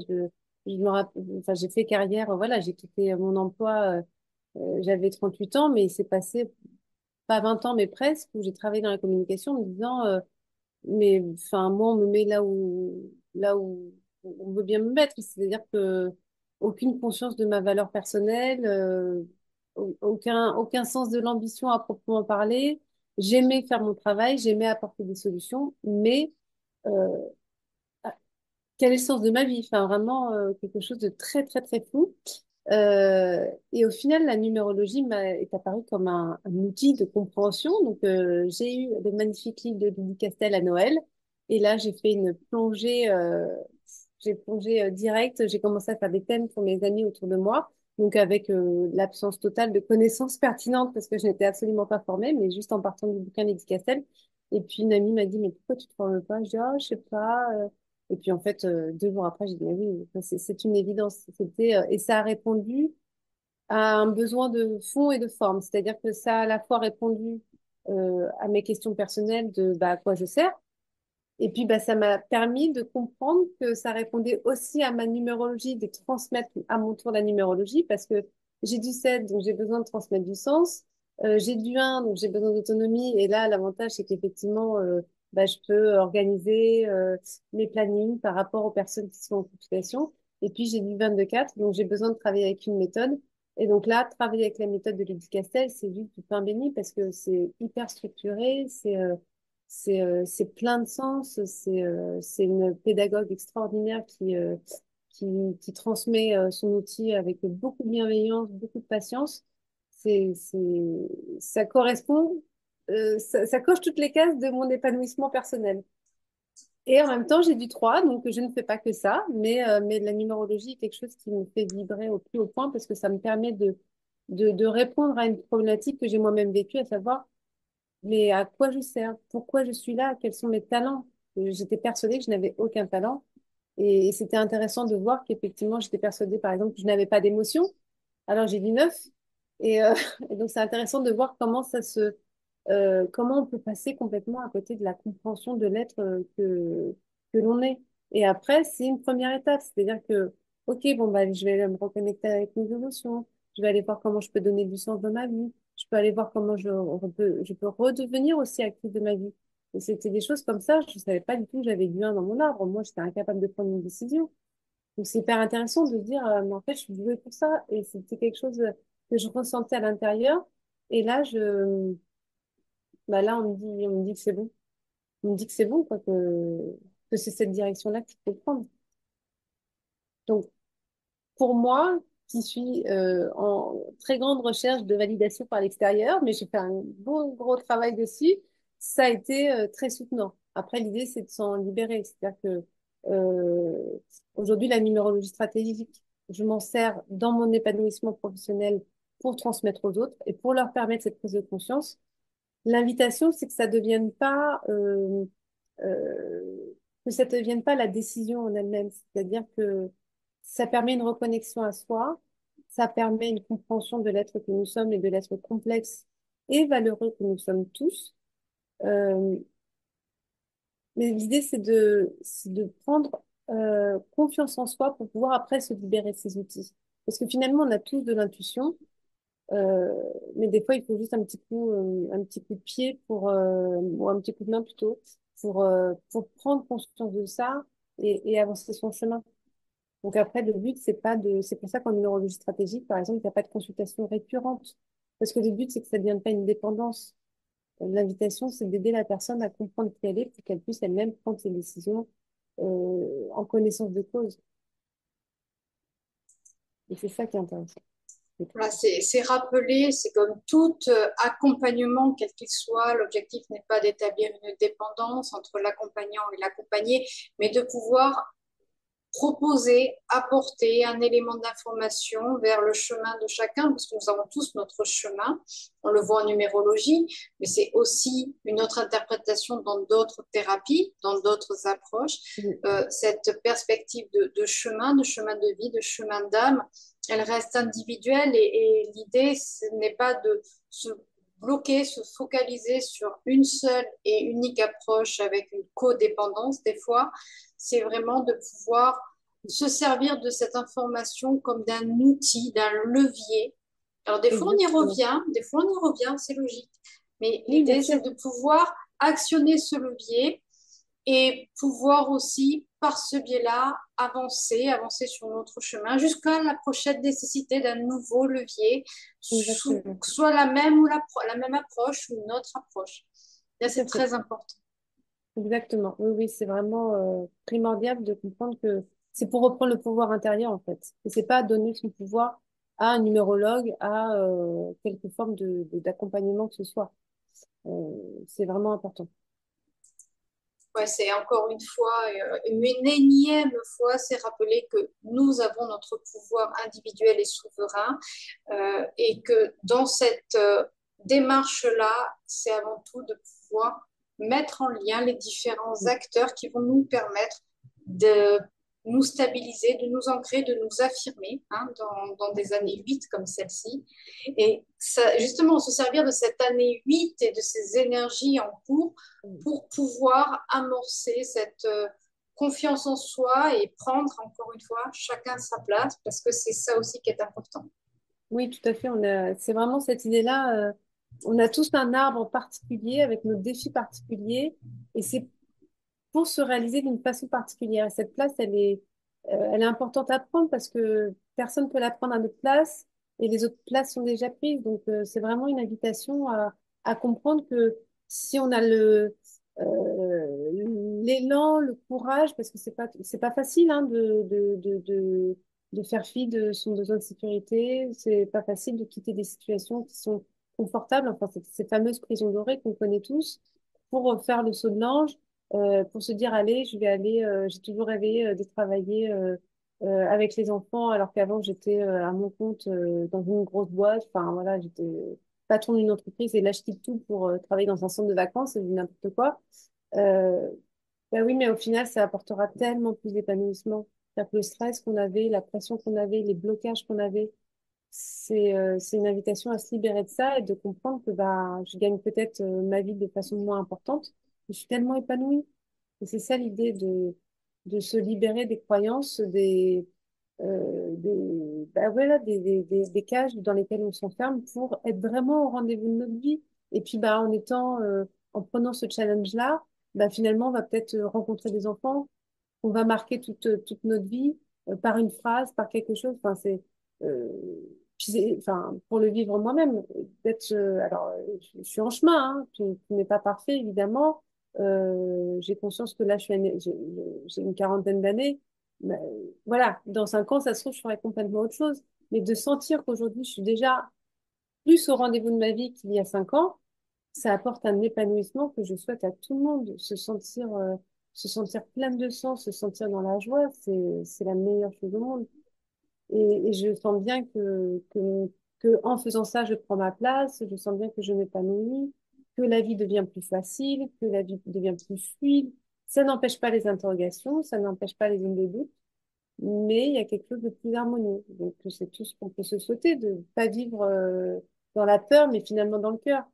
C'est vraiment quelque chose qui est important, d'être en mesure de prendre ces décisions vraiment avec ce qui nous fait vibrer et pas avec ce qui nous retient, en fait. Bien, je trouve que c'est une très belle conclusion. Je trouve, Merci. voilà, c'est une très, très, très belle conclusion. Je rappelle également ton site, hein, Lucille Esperluette. Mm. Je mettrai de toute façon tous les liens, tout ce dont on a parlé en barre de description. Ça, il n'y a pas de souci. J'invite chacun à dérouler la barre de description pour avoir tes coordonnées si les personnes souhaitent te contacter. En tout cas, je te remercie infiniment, Lucille, de partager avec passion et amour, parce que c'est là, comme le dit si bien ton t-shirt, love yourself en plus. Voilà, déjà ce love. Et Mm. j'aimerais terminer avec une dernière question qui n'en est peut-être pas une, je ne sais pas.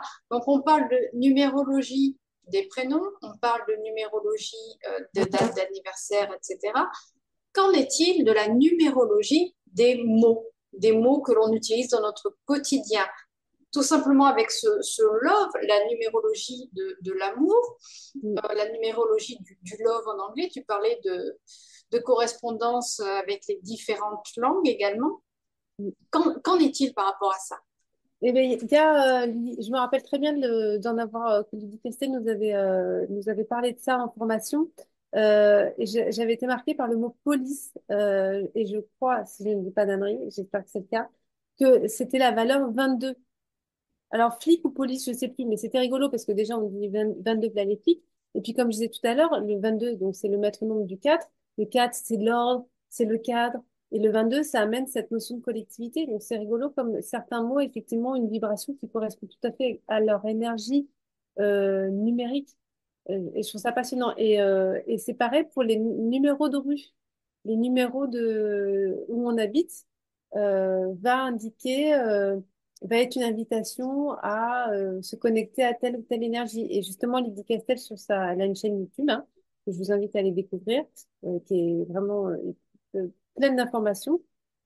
Et là, elle vient de sortir une vidéo sur le numéro de rue 7, donc où elle explique que les personnes qui habitent à tel ou tel numéro vont être sensibles, donc par exemple avec le 7, euh, au fait de prendre les décisions avec réflexion, avec introspection. Enfin, c'est hyper intéressant de voir comme certains lieux, sans le faire exprès, encore une fois, portent l'énergie de leur numéro. Moi, j'habite au numéro 32. C'est un tout petit hameau parce que j'habite dans un village et il y a trois habitations, donc trois familles différentes qui habitent au même endroit. Et 32, ça fait 3, 2, ça fait 5. C'est la variété, c'est le fait qu'on s'adapte les uns aux autres, c'est la polyvalence, il y a beaucoup de mouvements. Donc, c'est hyper intéressant de voir comment, c'est ce que je nommais tout à l'heure par rapport au changement de nom, comment est-ce que les énergies s'influencent, est-ce que c'est l'œuf ou la poule, quoi. C'est rigolo. Donc, je vous invite à le faire par rapport à votre Voilà. numéro de rue, Bon, par déjà, rapport. il y a les numérologies avec les différents tableaux que tu as proposés. Et comme tout à l'heure, comme je disais, je mettrai tous les liens en barre de description pour que chacun puisse les retrouver et retrouver les liens. Mais même tout simplement par rapport à ce qu'on a diffusé précédemment. Et pareil pour la numérotation des lettres, ça peut être aussi un jeu, ça peut aussi être interactif dans la réflexion, mais aussi dans l'introspection. C'est là aussi très important. Pareil pour les animaux aussi, nos animaux de compagnie, leur nom, le nom qu'on leur choisit, leur date de naissance. Exactement. Oui, oui, oui. Ça a une influence. Ça peut permettre de connaître. Moi, ce que je trouve hyper intéressant, c'est par rapport aux enfants. J'ai la chance d'avoir deux merveilleux enfants. Et ben, la numérologie m'aide à les comprendre. Et c'est pas évident parce que ben, j'ai mes propres croyances, j'ai mes propres valeurs. J'ai beau me dire avoir été assez rapidement concernée par la pédagogie pour ne pas reproduire certains schémas et être ouverte d'esprit sur comment prendre mon enfant pour qui il est et non pas pour la personne que j'aimerais qu'il devienne, ben, mine de rien, on a beau avoir cette volonté-là, des fois, c'est un petit peu challengeant et la numérologie vient apporter un vrai soutien.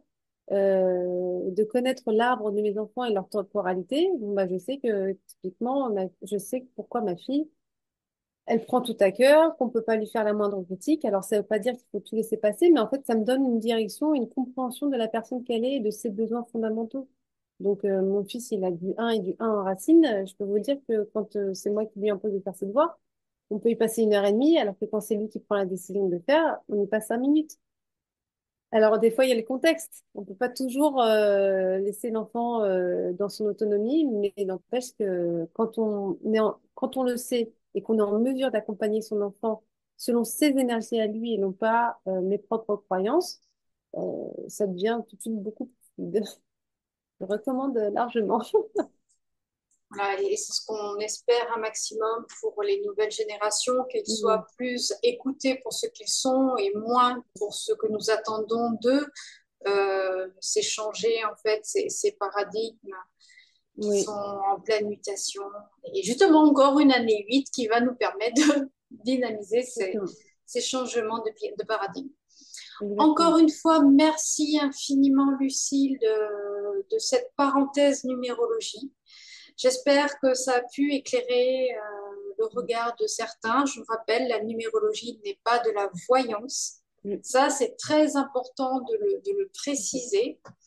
Ne pas se dire, si je suis tel numéro, donc il va se passer ça dans ma vie, un peu avec ce côté fermé et Mm. cloisonné, alors que l'inverse, c'est justement, C'est l'objectif est que ça universel. ouvre Exactement. véritablement les portes. Je te remercie encore une fois, Lucille. Merci infiniment. Merci beaucoup. Merci pour Merci cet échange. infiniment. Merci à tous. Au revoir et à très vite. Au revoir. Merci beaucoup.